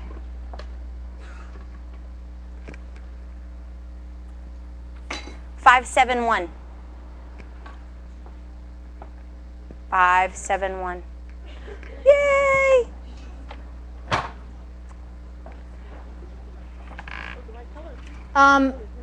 I do need to tell you about, I forgot, the chocolate chip muffins. If you will turn to those. The chocolate chip orange muffins. She wouldn't. Your recipe says 3 eggs. It should say 2 eggs. I don't know how that happened, but it should say 2 eggs. Okay? On the orange chocolate chip muffins. A couple of years ago, I found a recipe that I tweaked and worked on for orange chocolate chip cookies, and they were fabulous. And when I found this recipe, I was like, okay, this is more the same. And did you love those, the little muffins? It really makes a dozen very large muffins and a lot of streusel topping on the top. So I got to thinking today, that was a triple recipe. I tripled this and made all those little mini muffins. So it makes, you could really break it down and only fill the muffin cup a half, and then sprinkle the streusel topping, and it really rose up. I mean, you saw how cute those little muffins were. So you can get a lot out of a full recipe, more than 24. I would say more like 30, maybe even 36 out of a single recipe of the little mini muffins. And there's plenty of streusel topping. Go real heavy with that. So that gets that. Oh, Ashley, I know what we have to give away. My What's very favorite zester. Oh, we do have that. Oh my goodness gracious! Are you about to use it? This is well, what made me think of it is you use it in the orange muffins. There is nothing like adding fresh lemon, lime, or orange zest. If you just really want to kick it up, just add some fresh zest. And I have had several, kind of like the garlic press. I've had several zesters in my life, and wasn't a real fan of any of them until I came across the Queasy Pro. And Queasy Pro gave me a box. Do we have a box grater too? We have a box grater and the zester. Best zester you will use. It's not just stamped out the piece of metal. These are actually sharpened, so it's very, very sharp. And then I don't know if you can tell and see the lines that are on it. That is an etching so that it slides across the fruit or whatever. The box grater is the same way, what you're grating. Very sharp, really, really does a nice job. And of course, the little safety cover to keep you from cutting your fingers when it's in the drawer acts as a catcher, so you can put it on the back. And when you're zesting, if you are measuring, which I very rarely do, if it calls for a teaspoon of orange zest, the whole orange. I mean, it just doesn't matter. Just put more. You can't go wrong.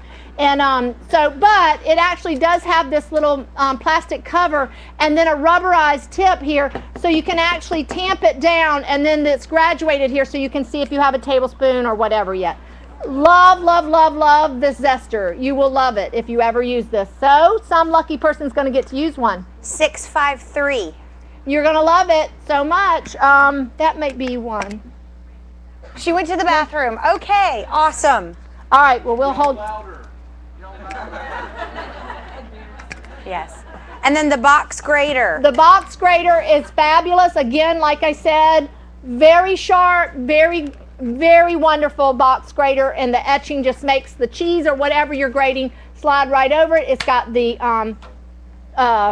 cover that you can, if you want to grate, so that it just grates into it, and then you can take it off and dump it right into your. Oh, the cutter is actually the cover is actually a ginger grater. So you grate your fresh ginger on that. 573. Yay! I don't have that. Oh, you're kidding! I don't have Okay, now how long have y'all been customers? Oh,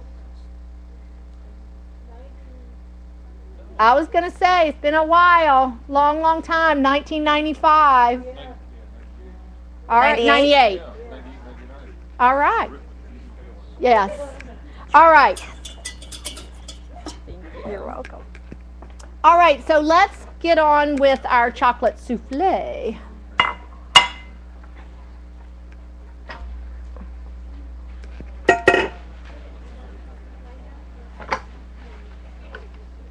Most of my employees know that I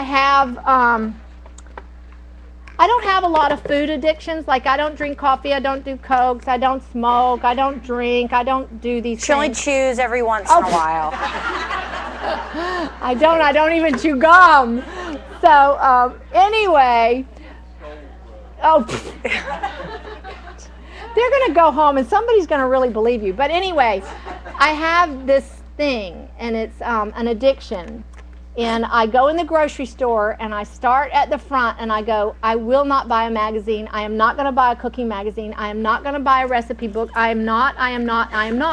And the one day I did it the most fervently, I mean, from the moment I walked in the door, when I got to the checkout, I bought not one, not two, but 3 cooking magazines. I have stacks and stacks and stacks. I have briefcases full of them. And anyway, you might need it's in my book bag back there, but I went to the grocery store just this week, and I just couldn't resist. The whole cooking magazine, chocolate. So I came home and I made the chocolate chip orange muffins, and I made the chocolate souffle, all in one day. And it was fabulous. And I have to tweak the recipes and the ideas, but that's what gave me the idea. I came out and I mean, every recipe we were like, oh my, ooh, that one looks good. Look at that one. So thanks, Valentine's, everything chocolate. I mean, from breakfast, lunch, dinner, dessert, we're just going to do chocolate, okay? So anyway, so I got the idea for this chocolate souffle out of this cookbook. So I want to make that for you, and all we're going to do, it's very, very easy. Don't be intimidated. Cheesecakes and souffles always scared me. Cheesecake is like the easiest recipe ever, and you can't mess it up. I mean, even if the texture's a little off, it still eats. I mean, it just eats. And if it cracks, just cover it with something. I mean, it just works. So, kind of like that. Oh, I need to get my little spoon of egg custard here. See, I got to save my egg custard, my eggnog. See how it's set up? I mean, I'm not kidding you. Beautiful. So if you want to if you like the flavor, go ahead and cook it and make it into egg custard. So I forgot what I'm doing here. Oh, my souffle. All right. So, yeah, something chocolate. That is probably my one vice. I do have a little chocolate here and there. It's always at bedtime. Just something nice.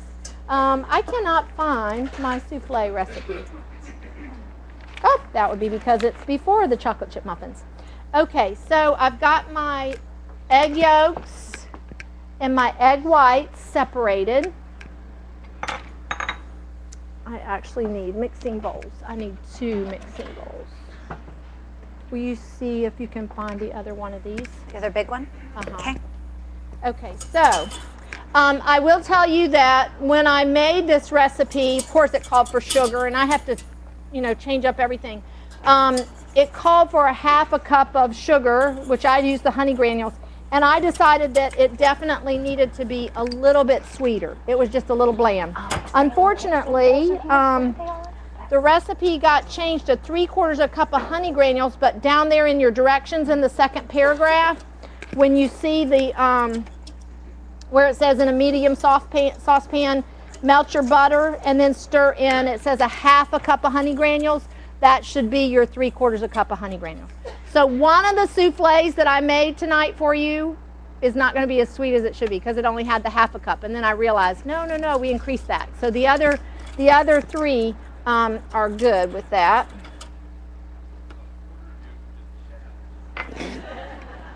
Sorry.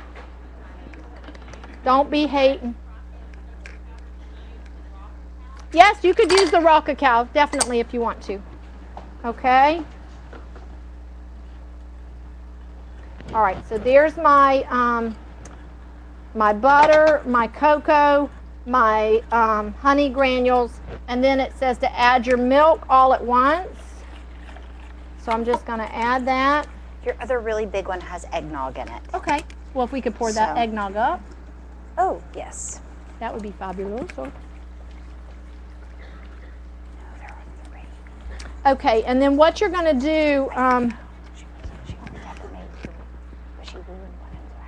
to prepare your dish,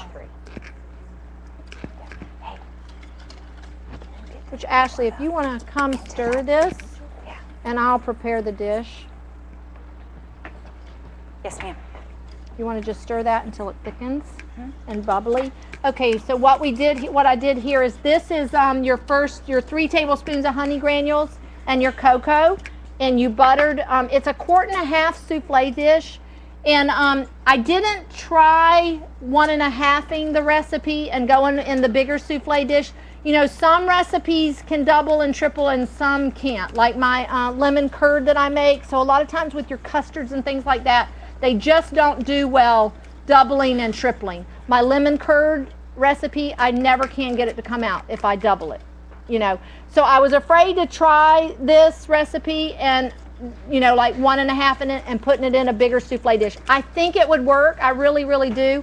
But anyway, so this is a 1.5 quart souffle dish, which is, everyone has the Corningware white ones, the set that's the bigger one in this 1.5 size. So all you do is you combine your cocoa and your honey granules, and then you just want to sprinkle it where it coats the pan. So I've buttered the dish.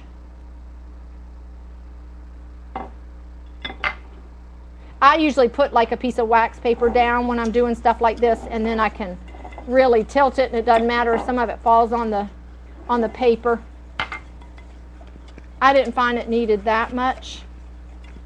Okay, so you just coat your pan there. How we doing? Do you leave it on one? Oh, no. Yeah. That would be why it's not bubbling or thickening. Okay. So we've separated our eggs. We've got our yolks and our egg whites, and you let them come to room temperature.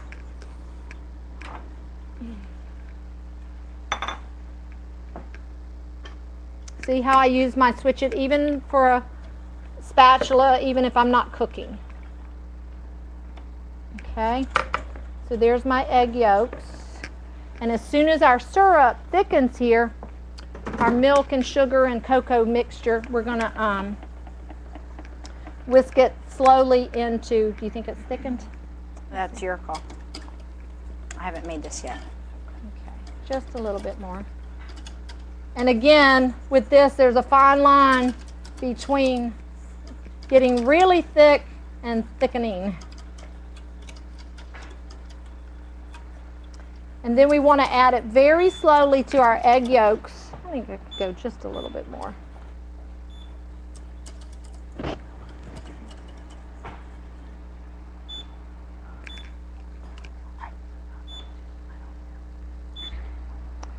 Oh, I'm turning on the wrong thing. Oh, it's done then. Take it out. Okay, I'm definitely thick now. So now what I'm going to do is, you don't want to just pour this completely into your eggs all at once. You want to do it very slowly in a nice slow stream. And this is again why I love these rubberized bottoms on these bowls, because I can just do this when I don't have to hold on to my bowl. We're going to give away the next 2 sets of bowls too right here. Yes. 628. Yay! You can pick either the solid ones or the sparkly ones. 615. 615. Yay! Okay. About ready to take the turkey off, and it's not even been an hour and 15 minutes. There you go. Okay.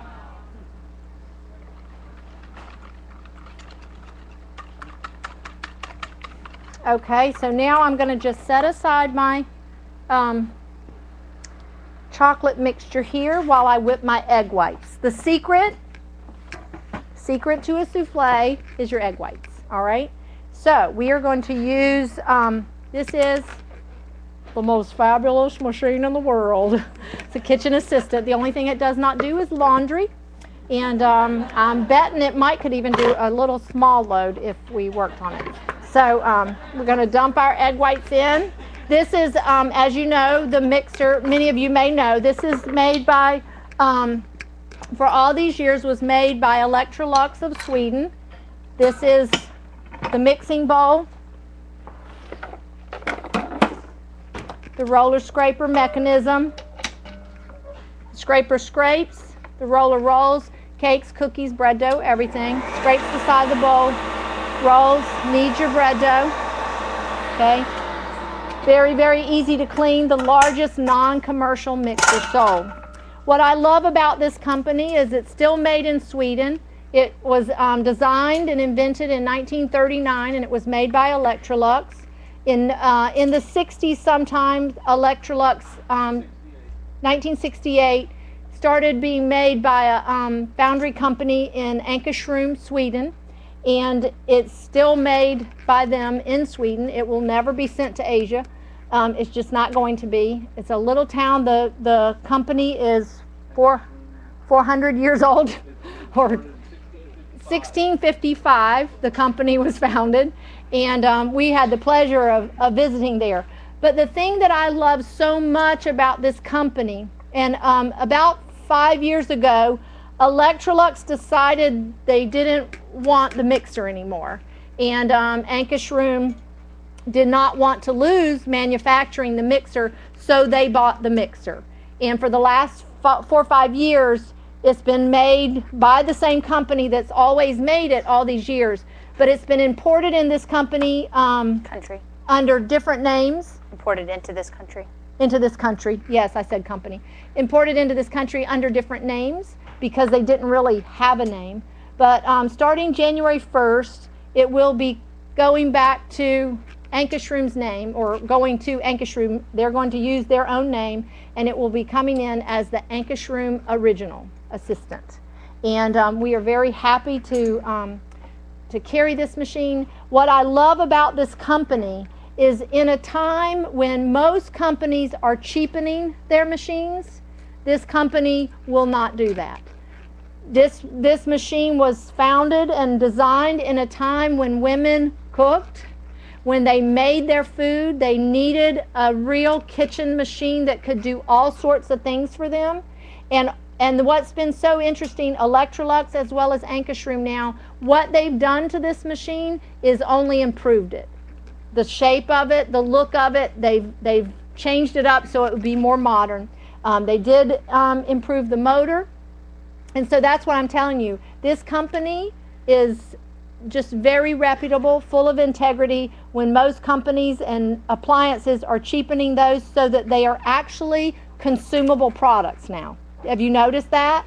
My washer that I started out with that lasted me 20 something years, I never hardly had to have it repaired. I bought a new one and constantly having it repaired. This machine, when you buy it, it's a once in a lifetime purchase. My machine is now 20 years old. It's on my counter, and it's an incredible workhorse. And what I just love it. The new machines that will be coming in, how many colors? 9 different colors. 9 different colors. And so we're going to be happy to be carrying that. We still have some of the the machines we have now say assistant on them. The new ones will say Ankish room. And we do have red, black, blue, and white. Yes. These are the same machine. It's just carried under the Verona line. Ankish Room Original or Ankish Room Motors did give us a machine to give away. We won't have it until January, that particular one, but it's the same machine.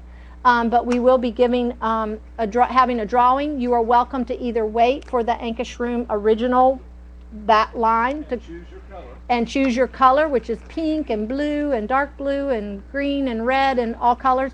Or if you really want yours tonight, you can pick one of the Veronas that we have. Like I said, it's the same machine.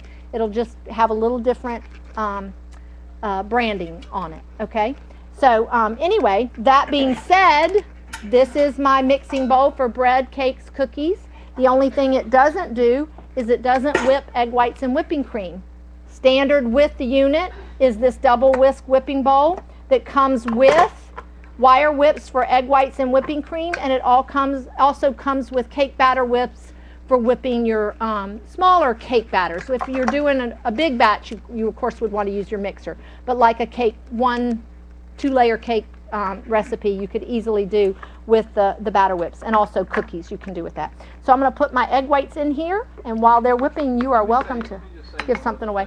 About the machine. Mm-hmm. If you win this machine tonight and you wait, you will have the very first machine. Yeah. Okay. All right. All right, I've got a 3-piece microfiber towel. These were, maybe I won't do it. Sorry. These were given to us by KD Design. It's the company that we carry their line of aprons, and we have children's aprons out there, which make great gifts. So this set of towels goes to $659. $659. Yay! All right. And then they also gave us these Terry pocket mitts. Goes to $644. Can I put this lost number in there for me? I need some pot holders. Mine are looking kind of bad. All right, so we're going to whip our egg whites.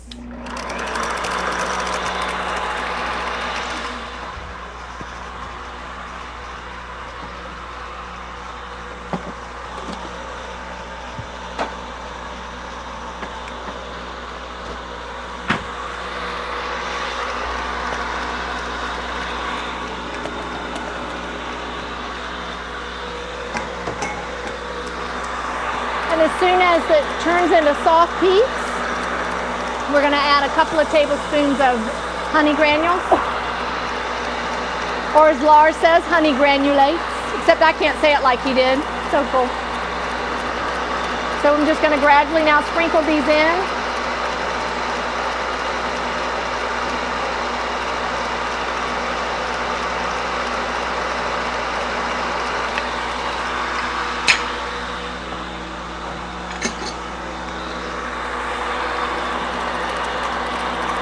So now I've got my stiff peaks about to form.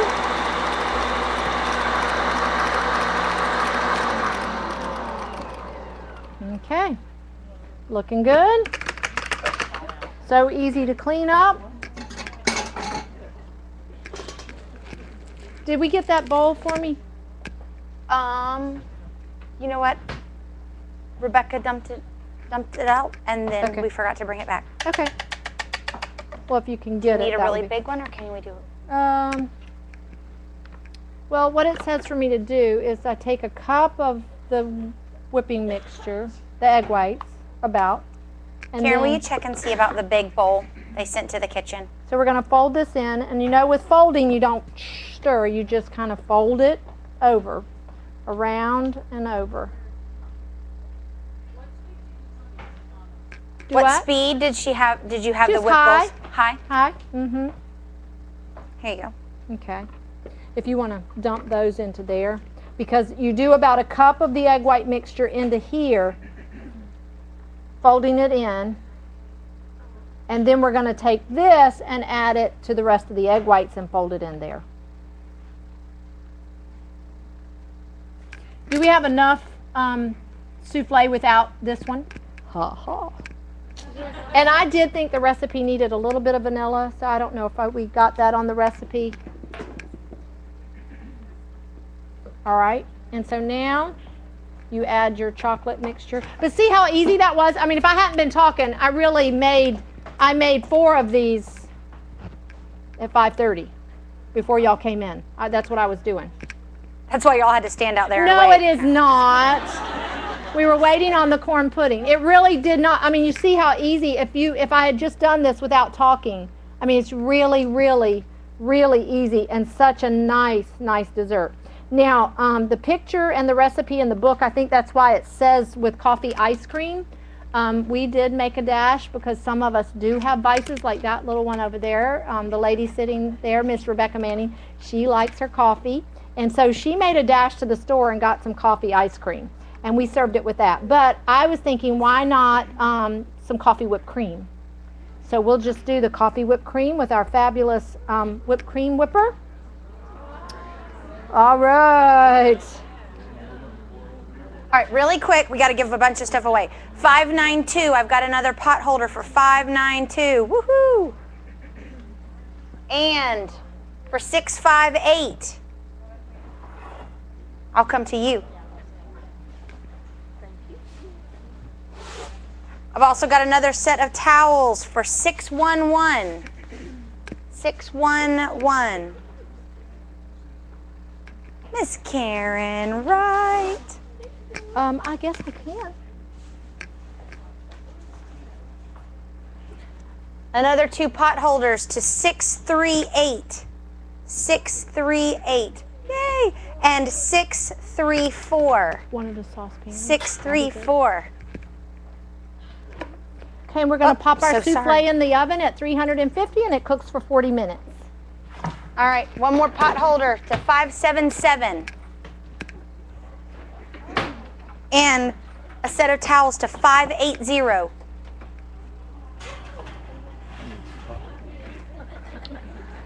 Oh, I don't know where they are. All right, we're going to do 2 more switch-its. 663. Yay! 663 and 566. You may pick out. We've still got a few more spatulas and a couple more spatulas, which I will tell you, if you have children, these are fantastic. You did not hear that here. One of these. You're welcome.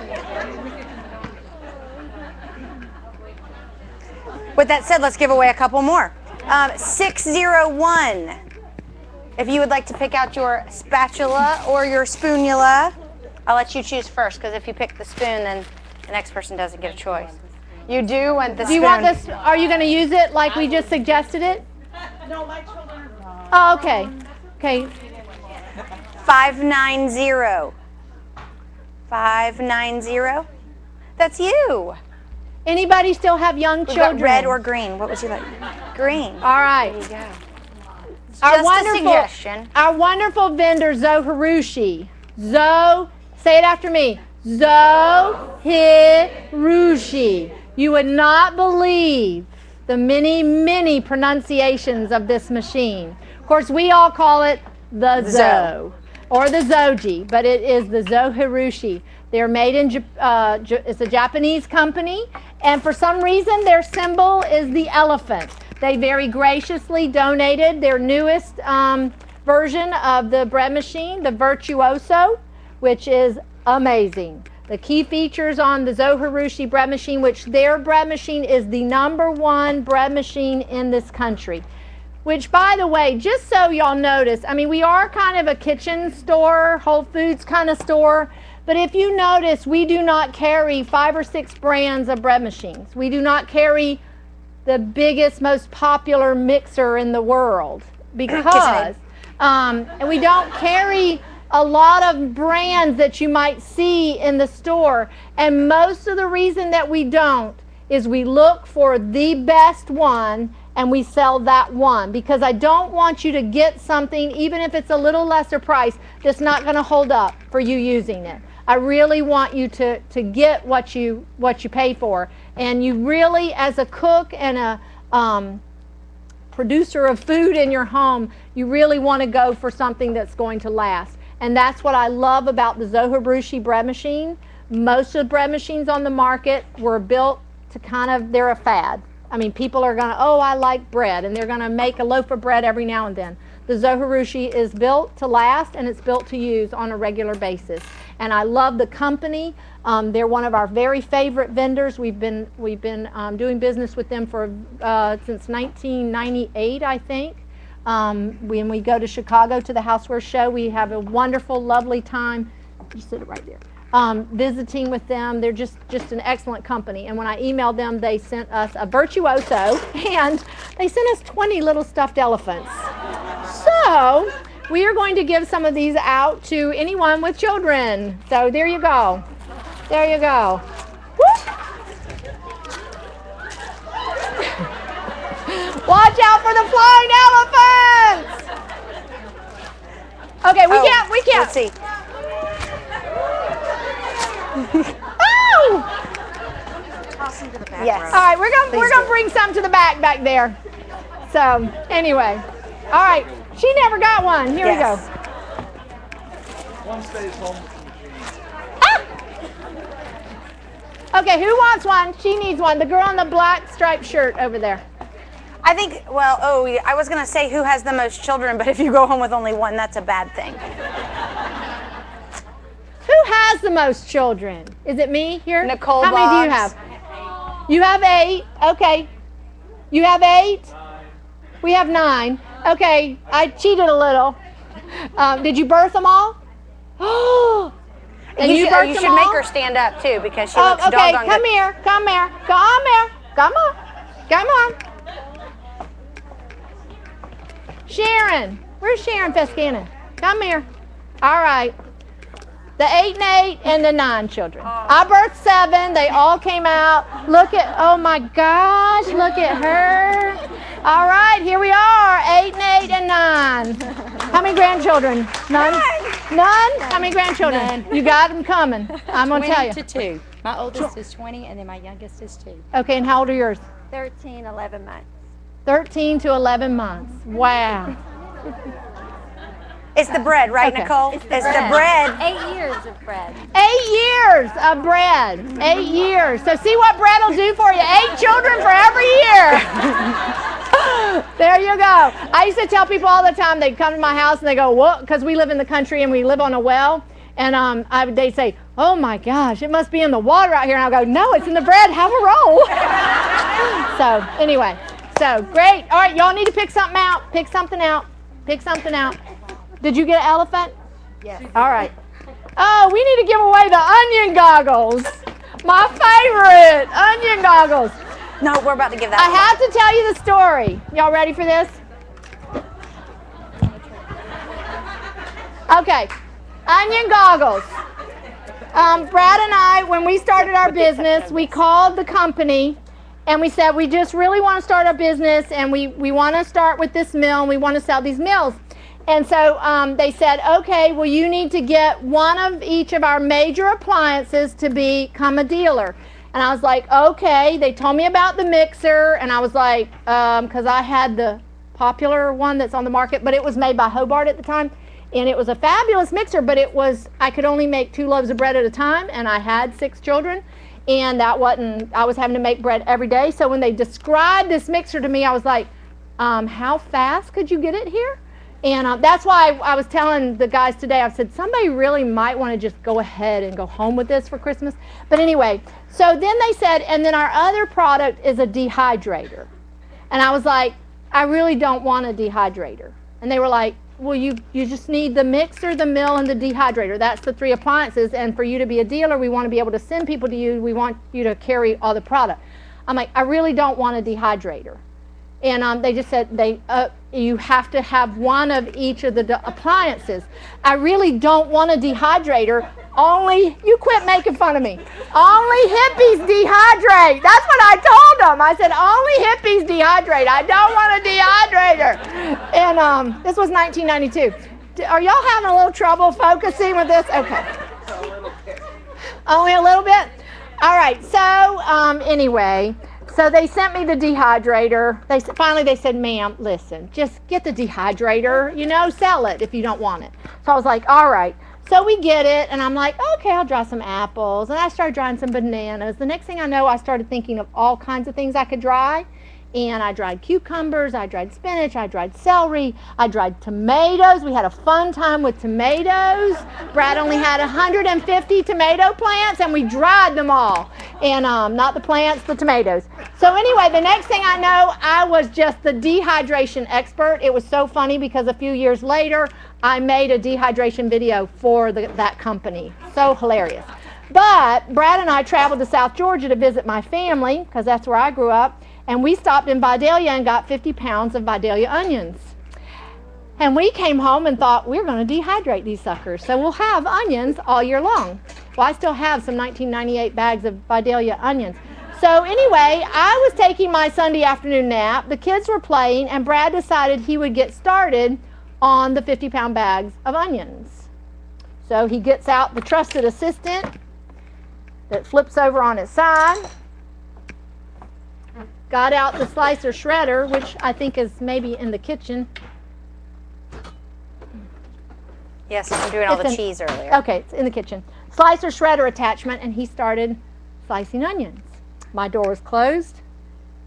I woke up, and I'm like, my eyes are burning. What in the heck is that? Why are my eyes burning? The next thing I know, the kids are like knocking on my door going, our eyes are burning. Brad's in there just slicing away. And I come out and I'm trying to help him, and my son, ingenious as he is, we're snow skiers, so he goes down and gets the ski goggles. And so Brad and I, of course, they go outside and they're standing at our back door, which has a window at the top half, and they're like, are y'all done yet? Are y'all done yet? And Brad and I are in there looking like aliens with our ski goggles on, going like this, grinding the onions.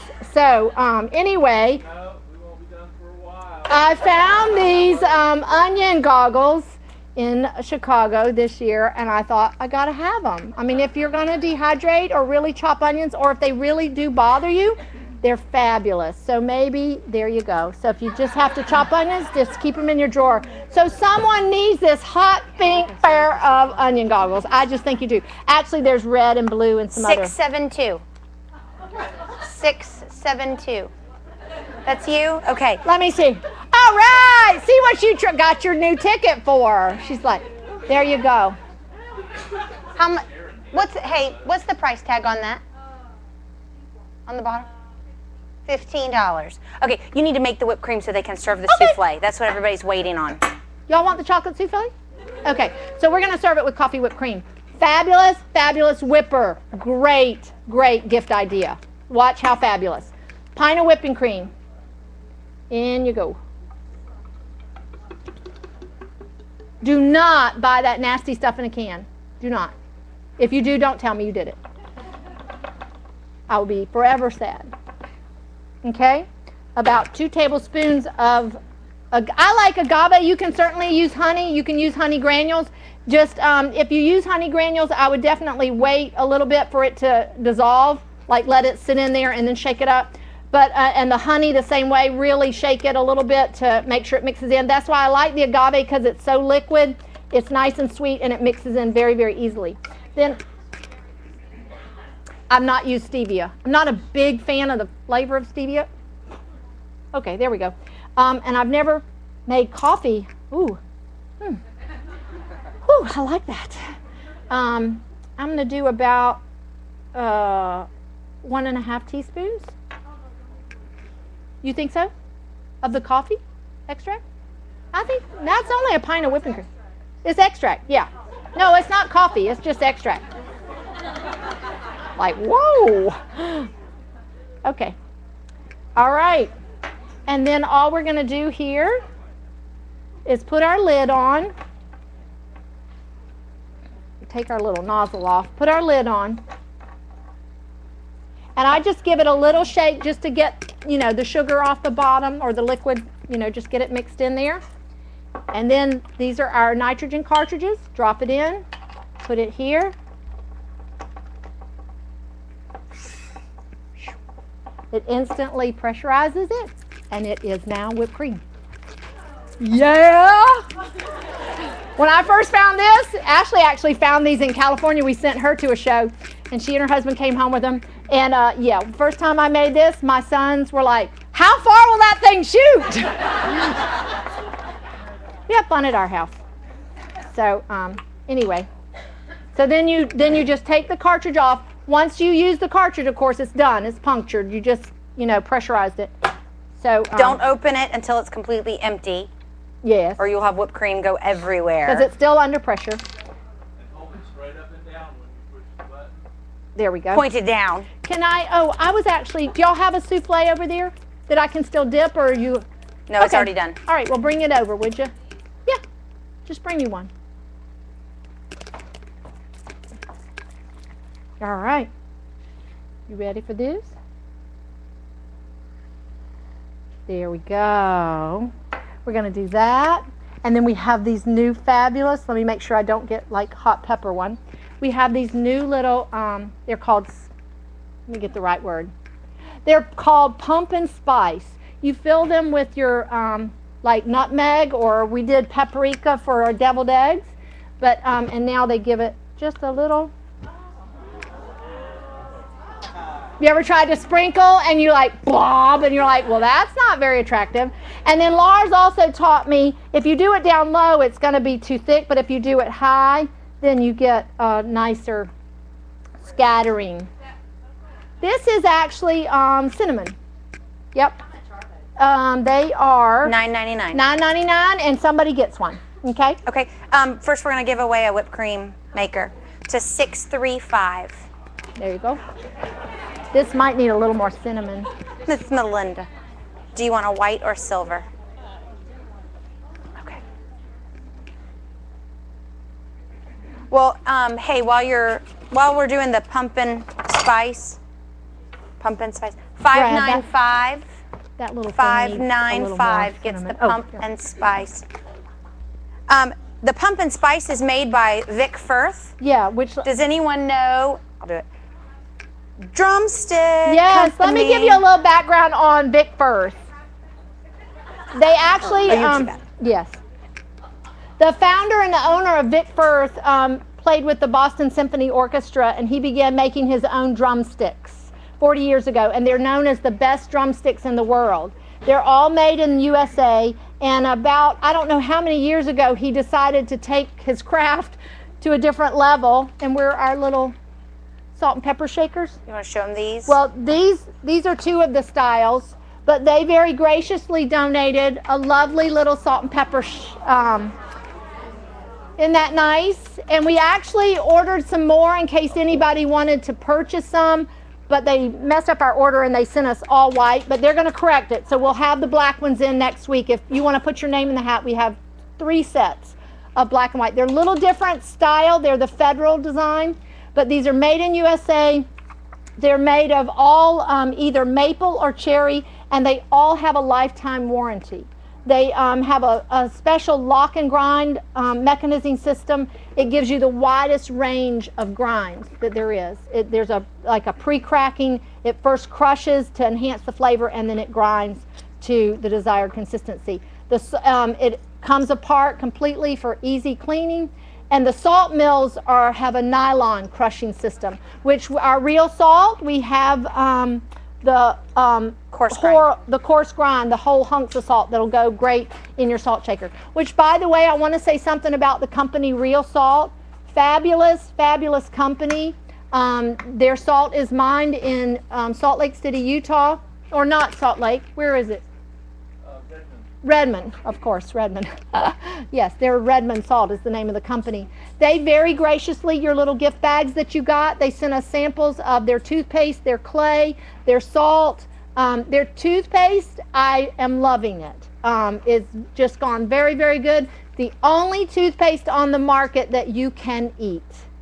You can literally eat it, swallow it, and it's made with clay. And if you don't have clay in your home, you really need a jar of the clay, and go ahead and just take that whole jar and put it in a quart canning jar and fill it with water and let it soak up, and just keep that paste around all the time. Excellent for burns, for scrapes, for acne breakouts. Just keep it in your kitchen. If you get burned, put that clay right on it. It's just marvelous. Okay, Vic Firth, the little salt and pepper shaker, somebody gets it. 648. 648.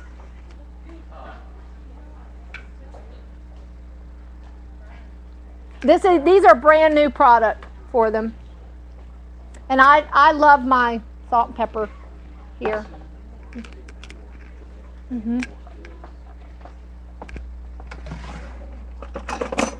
While Mom gets stuff for Dad. 649. 649. This again is by Trudeau, these cutting boards. They've got the grippy stuff on the bottom so that they don't slide away.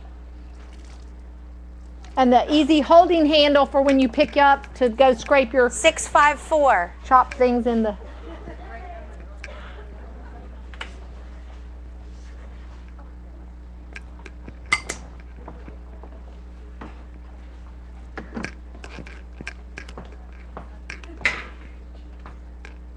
$576.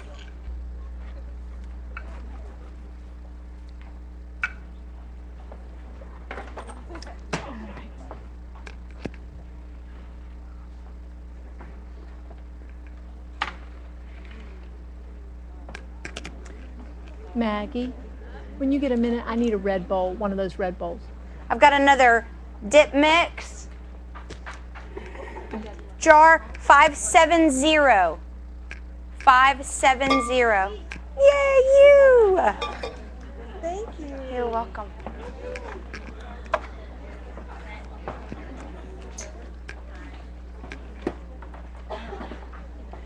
Couple more switchets. 598. 598. And 578. 578.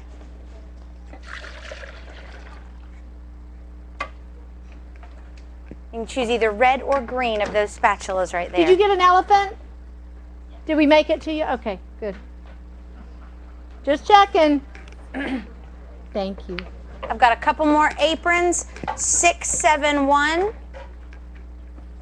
671. Would you like black or pink? Black, is that what you said? And 626.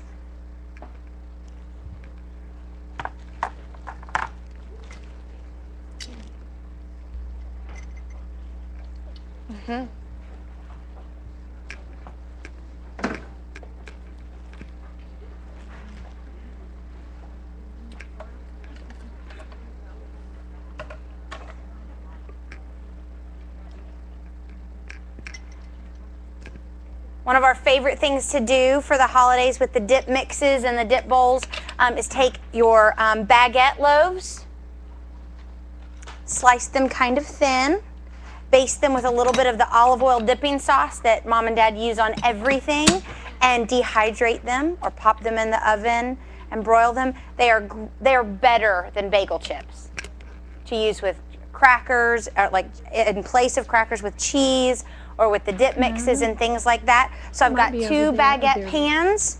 One's going to 625. Are we supposed to be done at 9? 9:30? Nope, you Was keep it 9? that. I thought it was 9:30. Oh, sorry. Okay, this is the last thing we're gonna make here. 568. Of course, y'all aren't leaving, are you? You're waiting. I know y'all. Yay, 568. I knew I could run over tonight and no one would care. No one would leave. Yeah. All right. Can we do this? Go ahead. Go All right ahead. What I wanted to make for you tonight is, actually, I need a lid. Hang on. Go ahead, Ashley. While she does that, I've got 2 French bread pans. They make a little bit larger. 667. Christina. And 597. 597. Right there.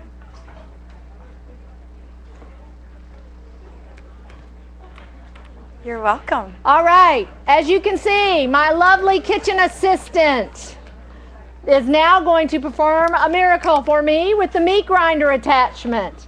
And this is the cover for the bowl. And it serves as the bowl for the attachments when the mixer is turned on its side. The recipe I want to make for you tonight is a recipe that was one that brings back memories, though it was not necessarily one of my favorite recipes growing up. I love it now, but it was one that my mother made all the time. And she would get out her, do y'all remember the pink Sunbeam mixer that had the double beaters? So, y'all are too young, some of you, but those of you that, yeah. And it had a meat grinder attachment or something. She got out a meat grinder attachment. She would make turkey salad, ham salad, or whatever, but she would always make this cranberry salad. So it's in the 2010, I believe, recipe book. Oh, yeah. Am I not in the screen? There you go. All right. So the original recipe called for lime jello, and in the 2010 cookbook, the original recipe is listed there. I, of course, did not want to use lime jello, so I tried to figure out what can I do. I've discovered a fabulous product called Pomona Pectin. It is wonderful. It will gel anything, whether you use sugar or don't use sugar. If any of y'all are jelly makers, you definitely want to invest in Pomona Pectin. We're out of the little boxes. They didn't send us our shipment. We do have some of the baggies. These keep forever. It never goes bad. Well, they'll say years and years. It keeps. So anyway, the packages come with your package of pectin and then a little white envelope that has calcium powder in it, and you mix a half a teaspoon of this powder with a half a cup of water, and you just keep it in your refrigerator, and that's your calcium water. It gels with the reaction of the calcium water and the pectin. So just mix it up and keep it. You're going to use a teaspoon to a tablespoon per batch of jello. You can make jello, jelly, anything gelatinous you can use with the pectin. So what I'm going to do here is I'm going to heat my cranberry juice. So that's what I'm using for, instead of jello, I'm going to use cranberry juice. And I got this at BJ's. It's cranberry pomegranate, 100% juice. Make sure you look for 100% juice. Most of the popular brands of cranberry juice are very sweetened. So I bought this. The punch, did y'all like the punch? That is my family's favorite punch. It's really the only punch we make at Christmas time. The recipe is in that same 2010 cookbook. It's a 64-ounce bottle of cranberry juice, a half a can of pineapple juice, and then we used our lovely Virgil's ginger ale. It really doesn't take a lot of ginger ale, so even though that's a little pricey, it only takes 2 bottles for that whole, big thing of punch. And then the secret ingredient is almond extract. And so that's what cuts that tart edge off of it and gives it that little nice sweet flavor. So what I'm going to do here is I've got my meat grinder attachment. I'm just going to run my cranberries through my meat grinder. And this is a 12-ounce package of cranberries. And then I've got my whole oranges. skins and all, so see how good it is for you. The new healthified version with the jello and sugar and all that in there, I didn't really care for that.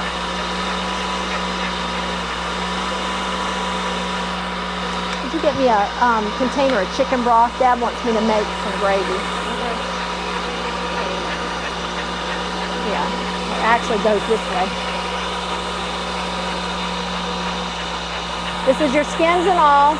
And whenever I'm using the skins on my oranges, I make sure I buy organic and I wash them.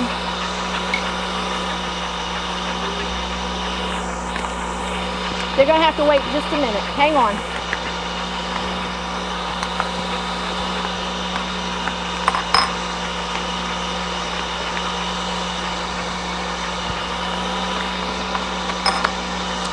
Yes.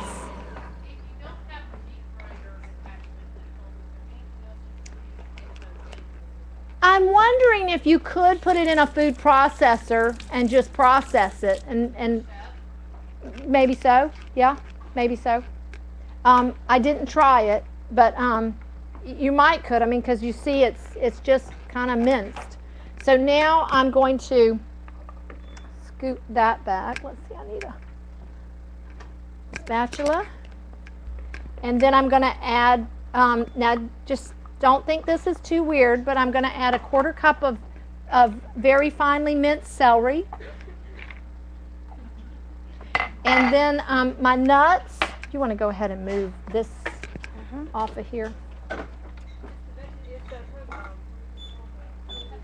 Oh, no, don't move this. I got to use the blender. I'm sorry, what? This? Yes, this is it's pectin. It's from fruit. Yeah. Which, I mean, never mind. Put the back on. I don't know why I didn't dump all these on there to start with. Y'all were supposed to tell me you did not do all of your cranberries. And then I'm going to add my honey. And of course, the original recipe had lots of sugar here, but I just am using. You want to use a mild sweet honey, so I'm using sage. Sage or tupelo would work very well. Clover would probably work okay. And you could probably tweak this and use the honey granules if you wanted to. Like I said, the pectin is going to gel this if you use no sugar. That's what I love about using this for jelly making, because your sure gels and your pectins that are on the market, you have to use the amount of sugar that it says, or it's not going to gel it. And most of the time, it's more sugar than juice. So that's what I love about the Pomona pectin. So now we're going to just stir this up and let it sit. I am going to add my 1/4 cup of nuts, but I got nut pieces, and I'm going to chop them a little bit. This is a great gift. Great, great gift. The Veggie Chop, this once again is by Chefin. Fabulous company. So I'm going to take my 1/4 cup of nuts. That was dumb. There we go. And put it in my chopper. You could chop your celery, your onions for the sloppy joes, all of that. Egg salad, fabulous. 2 eggs at a time. Just let me show you how it works. Very kid friendly. Your kids can help you chop in the kitchen without you worrying about cutting. Great to take on camping trips. And now I just chopped my nuts up very fine. So I'm going to dump them in. You could do that to the celery. Yeah, I could have done the celery. I don't know why I didn't think of that. No, she doesn't. Okay, now, I'm supposed to put a tablespoon of the calcium water in the juice.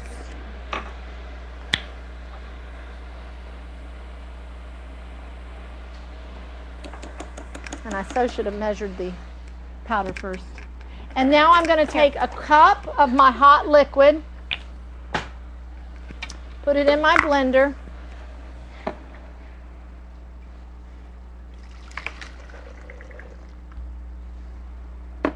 and I'm going to add my tablespoon of pectin.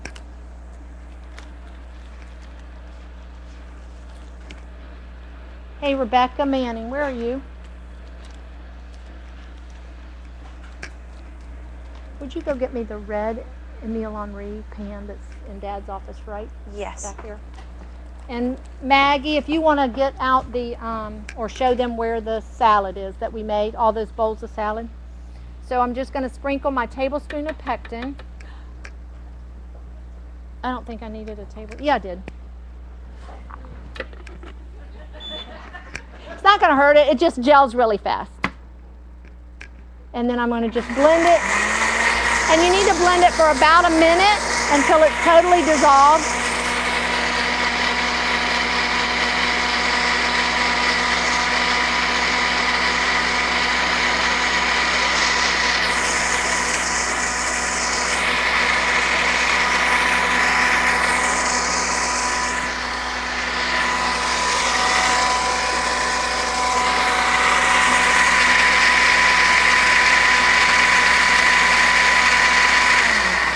See why this machine is so fabulous? I used all of this today. The slicer shredder, the oat roller, the oats on top of the pineapple cheese casserole. I rolled the oats myself. I mean, virtually you get to where you can process your own food. And honestly, I think we're coming to a time where we got to come back to that. I just really, really do. Without getting all weird on you, I just think we're coming back to that. This is the only machine in the world that's dependable anymore. You can't count on any other kitchen machine. It's just not up to the task. And I know it's expensive, but it's really worth the investment.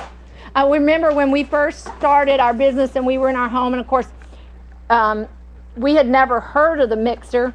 And this lady called the house one day, and Brad could hardly understand her. She had a very, very heavy accent, and she kept saying Electrolux this, Electrolux that.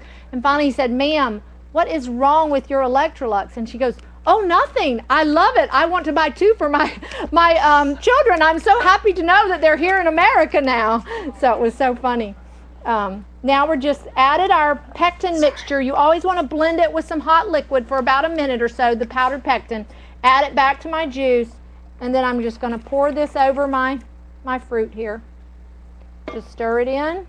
And if your oranges are not particularly sweet or the cranberries are a little tart, you can always add a little more sweetener here. The pectin's going to gel it no matter what. So don't worry about, oh dear, if I change this, it's going to gel no matter what. So in fact, it gels very, very quickly. And I don't know if this bowl's going to hold it. Yes, it does. Good, because the other one back there was smaller than that. Yeah. So there's our lovely cranberry salad. And if y'all want to bring one of those dishes so I can show them the finished product. And this just brings back very, very fond memories of my mom. And my mom is just a wonderful Southern lady that taught me lots of things of how to cook and how to be a mom. I love her very much. Kind of thought of dedicating this class to my mom, Sarah. She's very Southern. She talks like this. And people, it was so funny when I was in high school. People, that was back in the day when there was one telephone in the house. It was in the kitchen on the wall. And, you were called to the telephone. And people would call my house just to hear my mother call us to the phone. I kid you not. She would go, the phone would ring, "Hello." And then she'd go, "Just a minute." And then you would hear, "Sue, darling, telephone." That was my mom. I love my mom. She's so great. But anyway, so here's... She leaves her phone number on a message. It costs 57 cents. Well, now I can't double dip. That is delicious. So I'm going to... my mother's phone number, if y'all want to write this down. 685 4035.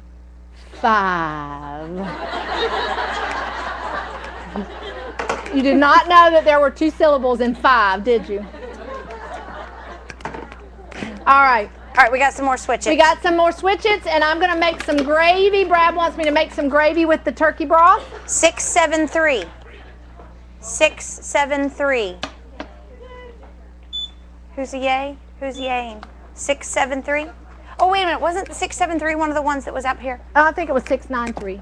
Nope, it was 673. Okay. Oh, there it is. All right, 666. Oh my gosh! You were right. You get one of each then.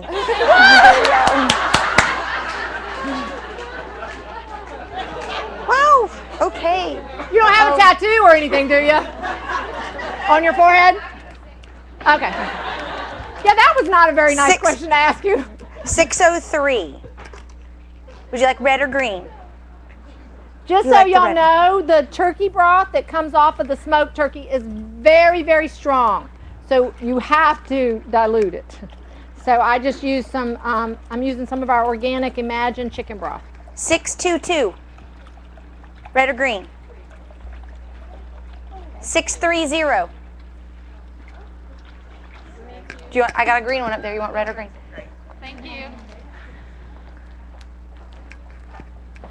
That was really funny. 666.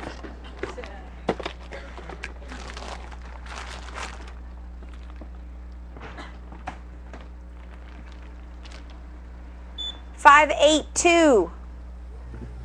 Red or green? 674. Yes! Yay! Denise, how long have you been a customer? 98. All right. Couple of Ashley, hand me the grain mains before you give that away. I want to Yep. talk to you. I don't know what I Googled, but have you ever Googled something and you just end up somewhere where you didn't just know how you can't remember how you got there? Well, I did that, and I ended up on this fabulous website, and I am in love with this book. It's called Grain Mains, and you will love their story. Actually, one of the writers ended up with some bowel issues, and they went grains.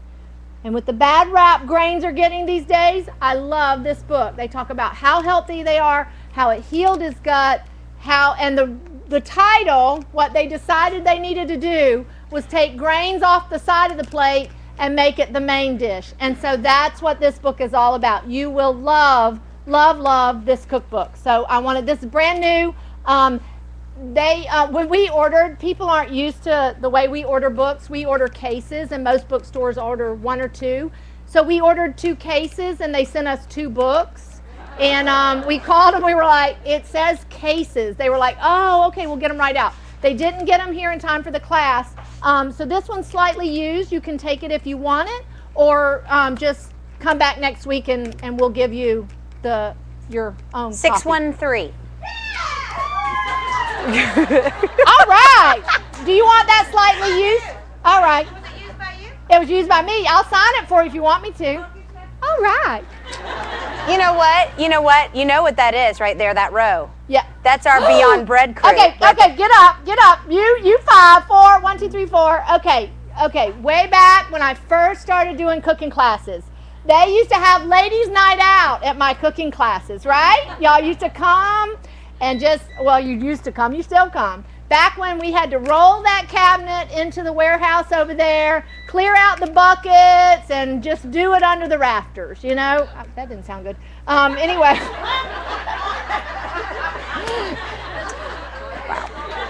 Oh.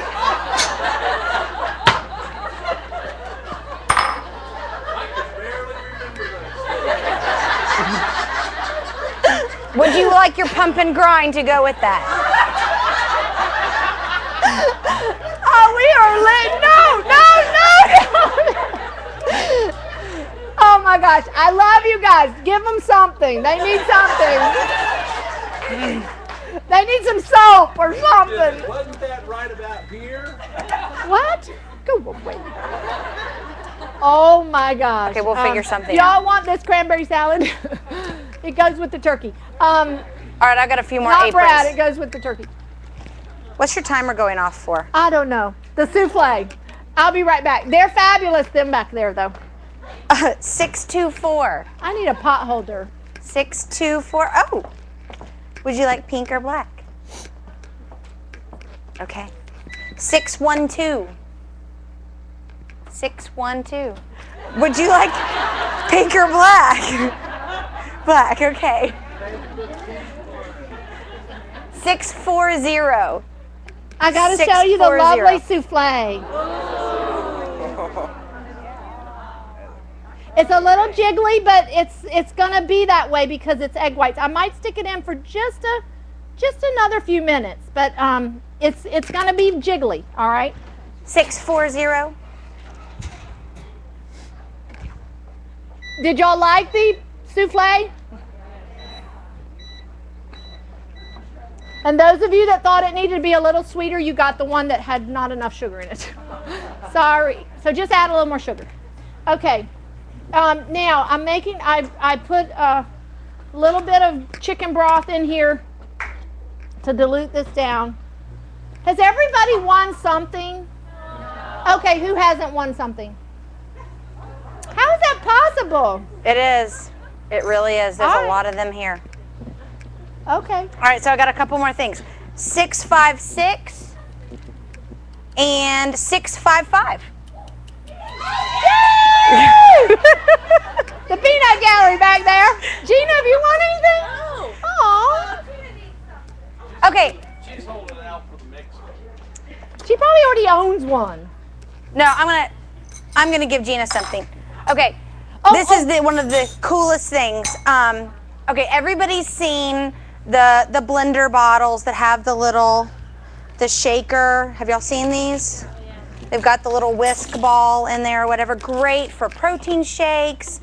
And I know that Gina's got a couple of rising athletes at her house and all that stuff. This is the newest line of blender bottles. They've got the grippy silicone stuff so that it doesn't slip.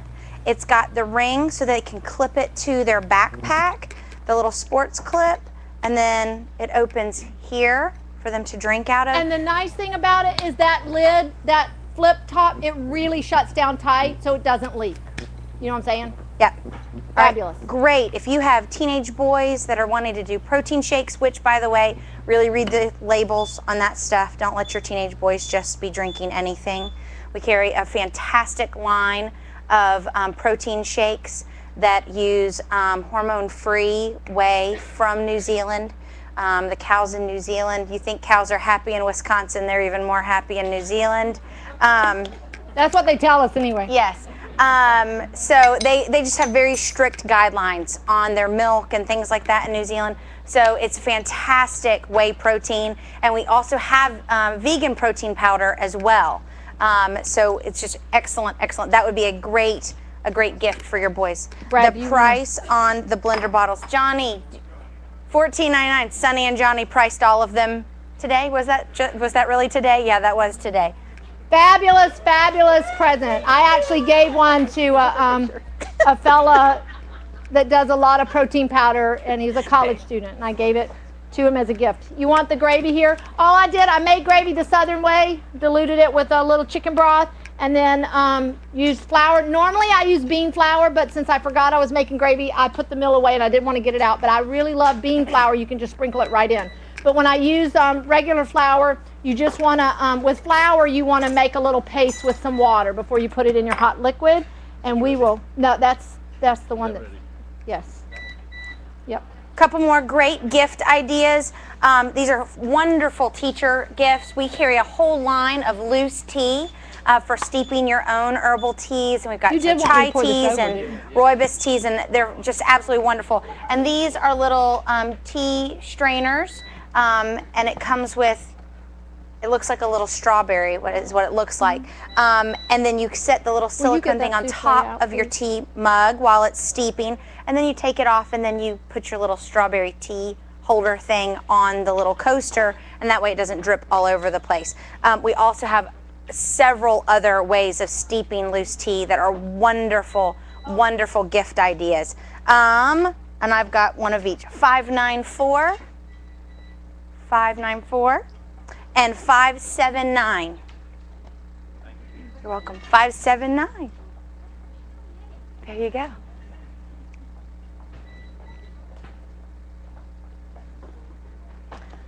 Another fun item are these nesting cookie cutters that we carry. They come on the little ring here, but they all nest together. But you've got very, very small, it could be donut hole size, up to a very large, perfect for hamburger buns, okay? And they all nest together. This goes to $643. Yay!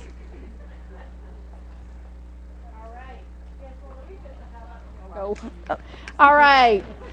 We are going to give one more, I know this item away. I love this teacup. Absolutely love this. Oh, we got to do a cozy. Oh, the pause that refreshes.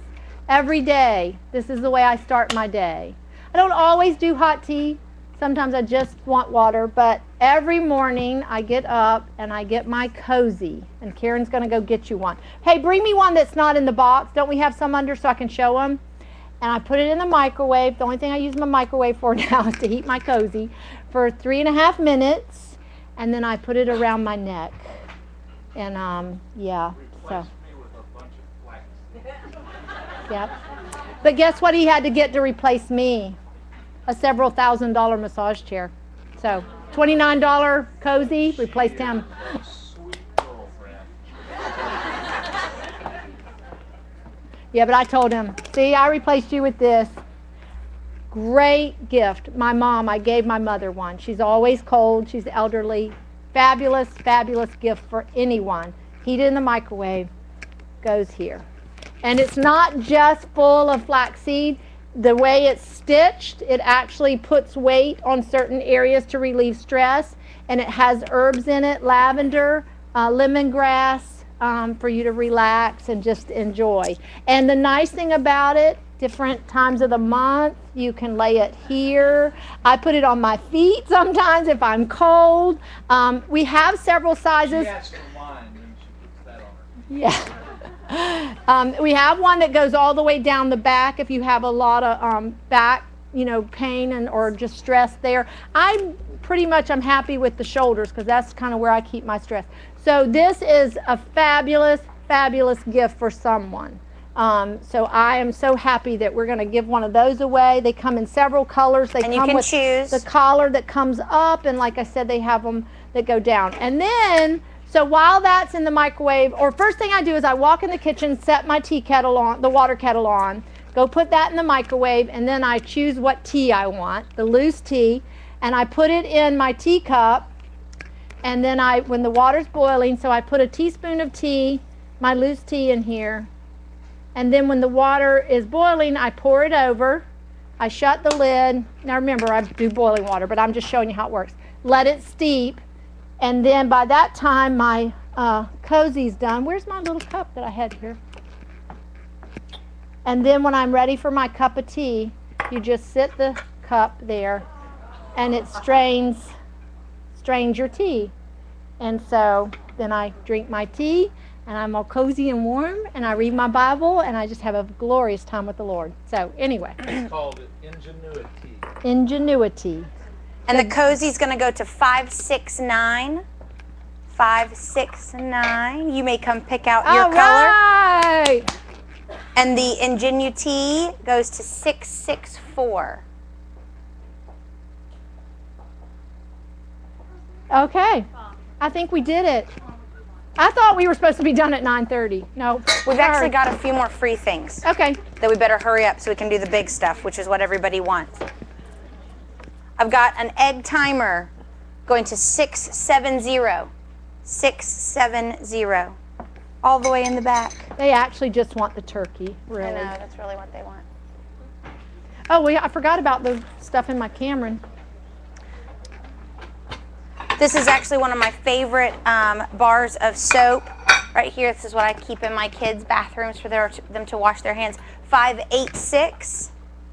586. It's called Brad, True, you wanna Body slice True. this one? And it comes at 3 bars for $5.49. get It's too done. fantastic. This is also another great line of soap that we carry by Beaumont, and they are actually produced right here in Georgia. All of their products are. They have a great, Kennesaw, Georgia, they also have a great line of glycerin bar soaps. 619. Will you hand that down? We did it. Another year. Oh, okay, 3 more things, really fast. We've got a great spatula here. 591. 591. There you go, sir. Fabulous little lunch boxes. 617. 617. How was the souffle? Y'all liked it? Oh, you're eating the turkey now. How's the turkey? All right, this was given to us by Casserole. Is that right? Oh, yes, Casserole. We carry their line of ceramic knives. They are so nice. So nice. Great gift. Very, very gift. sharp knives. But really cut. If you ever start using these, you really won't want anything else. I love my ceramic knife. 588. All right. 588. 8. Yahoo! See what you got for buying your wife a meal today. All right. How we doing? That's it. Okay. Oh, no. One more thing. You want to talk about Abby? Oh, yes. My daughter Abby made this. Was this the bag? Yep, Did that's she it. make the bag? No, she didn't make the bag. Okay. All right. Let me see. My daughter Abby went to hair school, and so she's a cosmetologist. She operates out of her home. So now, did she have a gift certificate too? Nope, she just did the bag. Oh, okay. All right.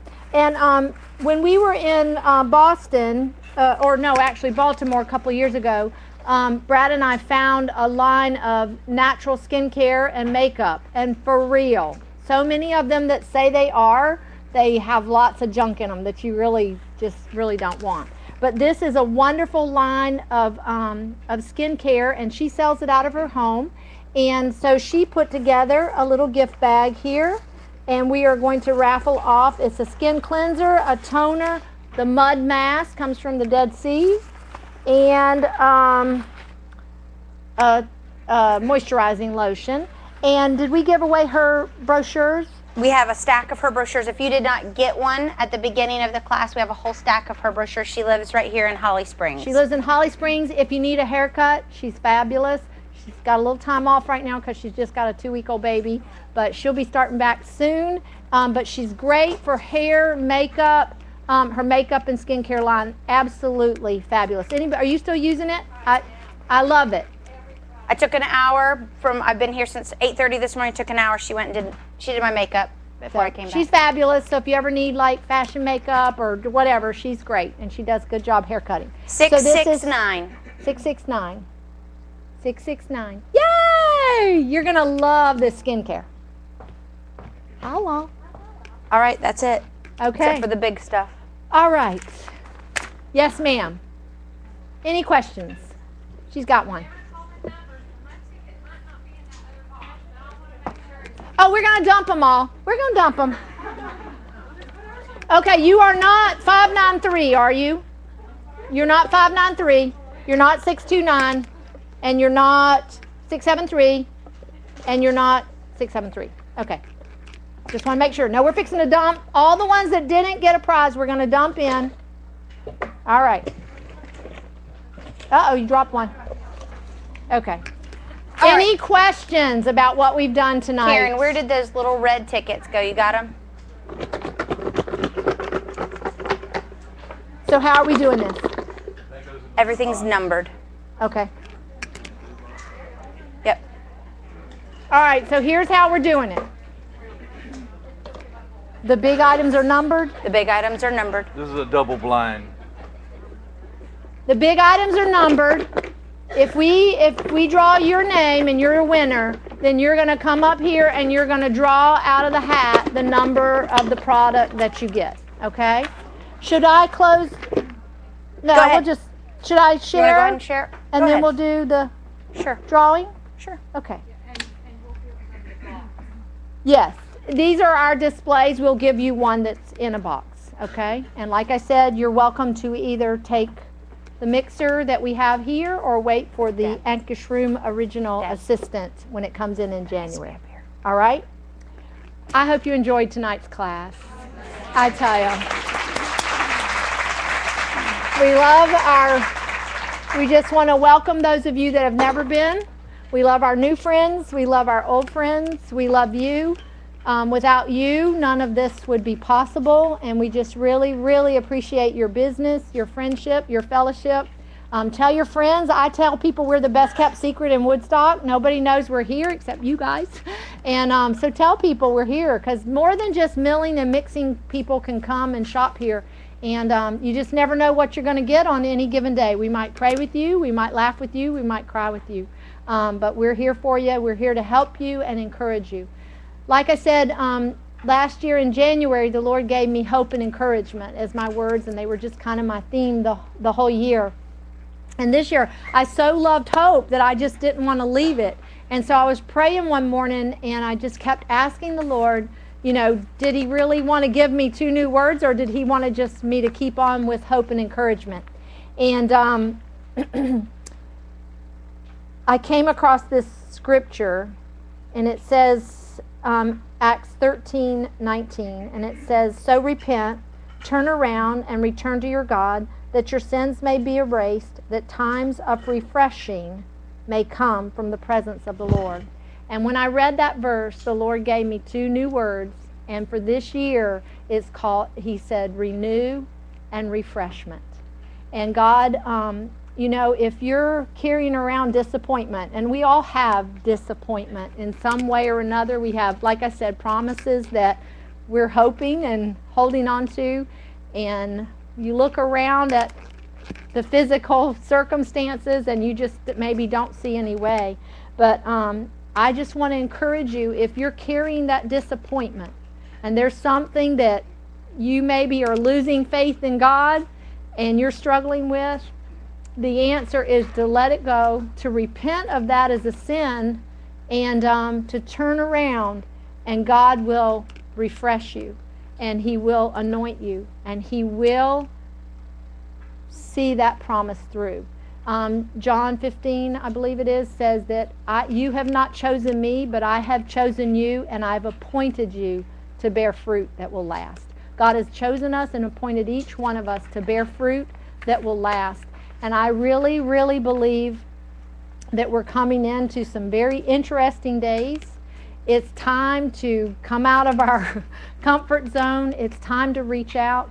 It's time to go out and be a light to other people and share hope and encouragement. It was so funny. I was watching the news this week, and they had the Toys for Tots people on there, and they interviewed one of the men, and he said, I've served, 2 or 3 tours in Afghanistan, and he said, but I always love when I come and do this Toys for Tots thing. He said, because when we take those toys to kids and families that wouldn't be able to do this, he said, it just lets them know that someone cares, and it gives them hope. And I love Christmas.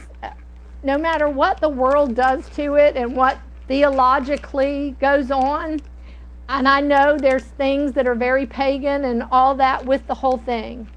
But I just tell you what, first of all, I don't know any other time of the year that you can walk in Publix or Walmart or Target and hear "O Holy Night" and "Joy to the World, the Lord has come." My goodness.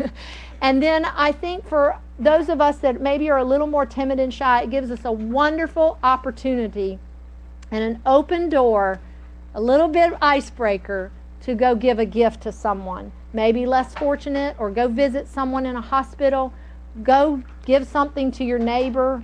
Last year I gave out bags of bread, and you were supposed to go give it to a stranger, and I want to continue in that vein this year, but I'm asking you to reach out and spread the word and spread the good news and give a gift.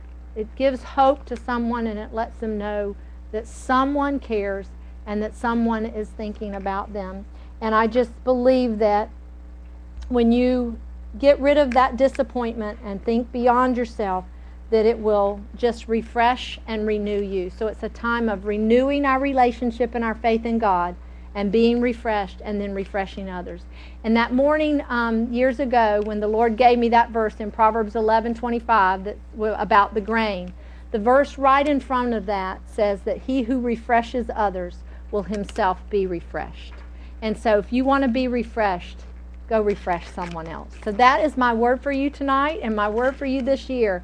Renew and refresh. Renew your relationship with the Lord, your commitment, your faith, your dedication. Get rid of disappointment. It will sever your heart. And then have a time of refreshing. All right. Well, we're going to start finish the evening with giving away these fabulous gifts. Can I draw? Yep. I won't look. I won't look. All right. Ready for the first one? Number 6, 5, 7. You good! Yay! All right. Should we get a picture? Sharon, you got it.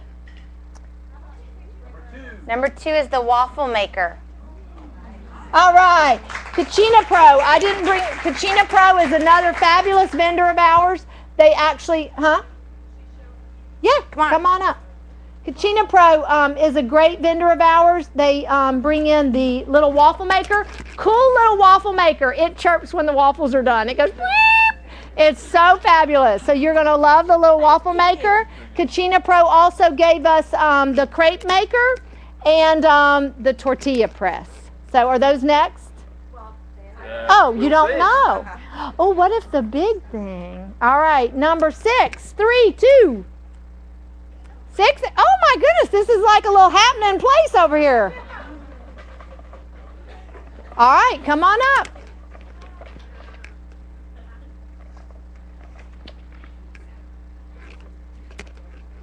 Are you leaving? All right.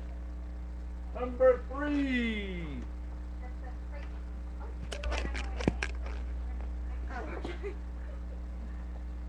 All right. We're going to get a picture. There you go. All right. Say cheese.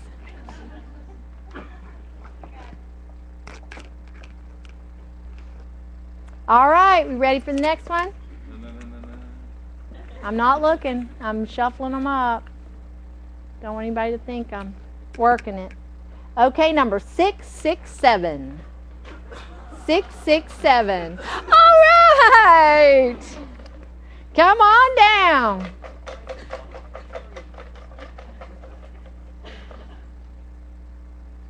Olivia, come up here for a minute. What you got there? Number 9. What is number 9? The pressure cooker. A 4-liter pressure cooker. Oh. All right. Look at Thank here. you. The price is right. Wow. Can't get any better than that, can you? Gonna take pictures? We might be here all night if we do this every time. All right. Thank you, Sue. You're welcome. I wanted to introduce y'all to my youngest child. I think y'all never meet her because she's always dancing. And she couldn't go to dance tonight because she had to go to a movie for history, the Lincoln movie. So I said, yeah, you can come back here and help with the class. So this is Olivia, my youngest, and my oldest and my youngest. 32 to 16. 16 years. What? Oh, stop. You know you look hot. All right. The Bye. crazy thing is the oldest grandchild's 9. That's okay. They were terrified that I was going to be pregnant the same time they were. Wait. We have 3 children and 3 grandchildren in the same school. Or from Alabama, one or the other. Sorry. All right. Whoop. Okay, number 635. 635. Oh, she had to do it. Yay. Yay, yay, yay. Number 1. Number 1. The tortilla. Tortilla maker. Come here, come here. And I promise we didn't rig this. Y'all saw. She wins every year. Melinda Fogel. All right. Yahoo! Did y'all like the cranberry salad? Isn't that nice? Kind of refreshing and just different. Okay, number 578. 578! Yahoo! It's still in here. It's still in there. Da, da, da, da. Oh my gosh, it scored a 10. I was supposed to be done at 9. Your husbands are all like, where are you? That's why you brought him. Number 11 is The Wonder Junior hand mill. All right. I'll sit on the counter here. Okay. All right. Come on. Hey, there you go. All right. Okay. Number 661. 661. Yahoo! Woohoo! Where's all your girls? Come on up. Come on up. Did y'all each get numbers? got a 20% chance. Okay, come on. We got to get, this is a great family, these girls and their mom. I'm not sure which one's the mom and which one's the daughters. Number 4. A Nutrimel. All right, come on up.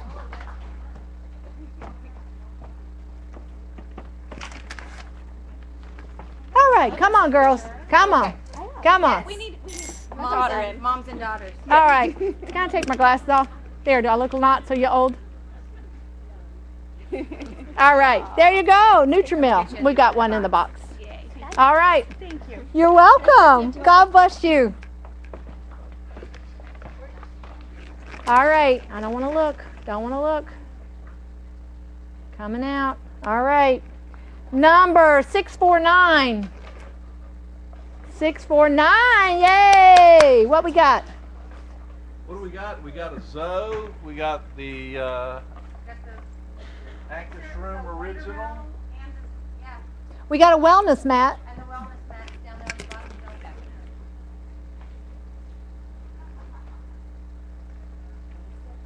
Number Ding, ding, ding, ding, ding. That's the mixer. Woo!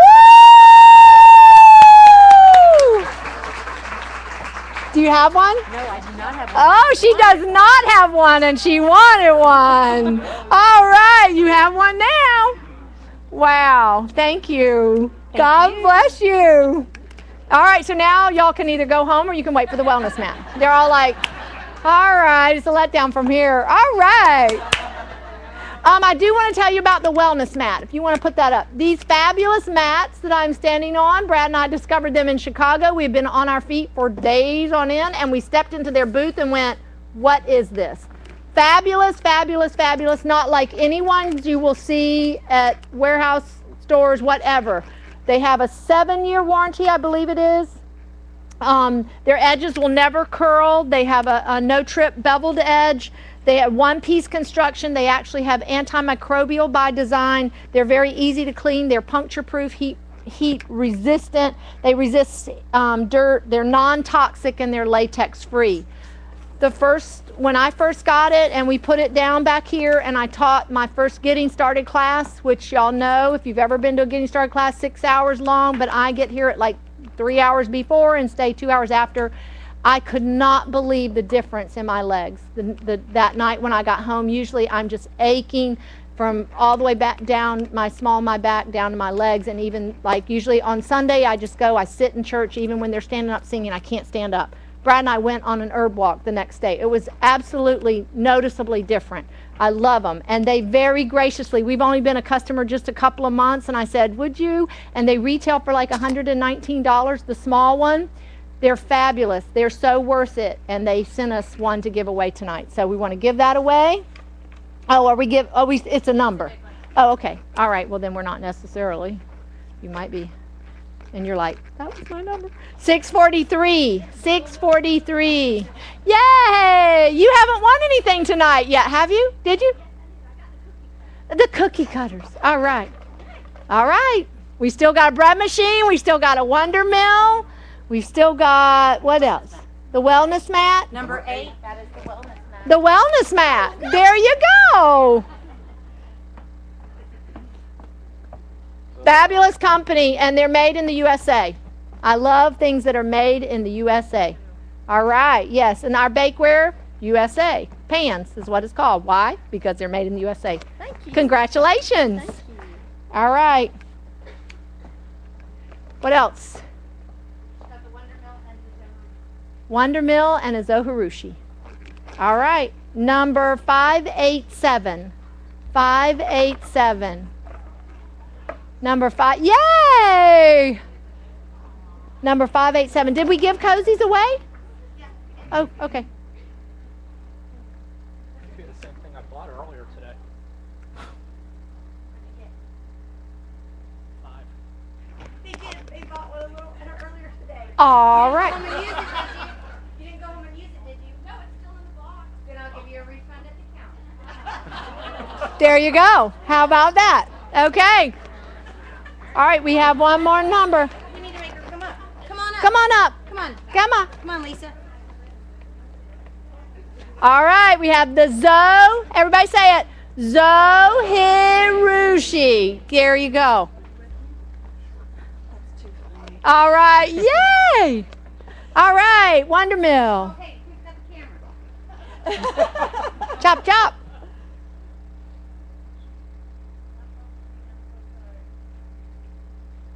It's okay, we love standing here with our arms around each other. All right, yay! Well, you know what? There you go. I mean, yeah. She's saying maybe she could get the other thing she wanted now. Who gets number 7? Number 7. Y'all ready? It's in my hand. Number 627. Ah! I like that. Ah! Number 627. The Virtuoso.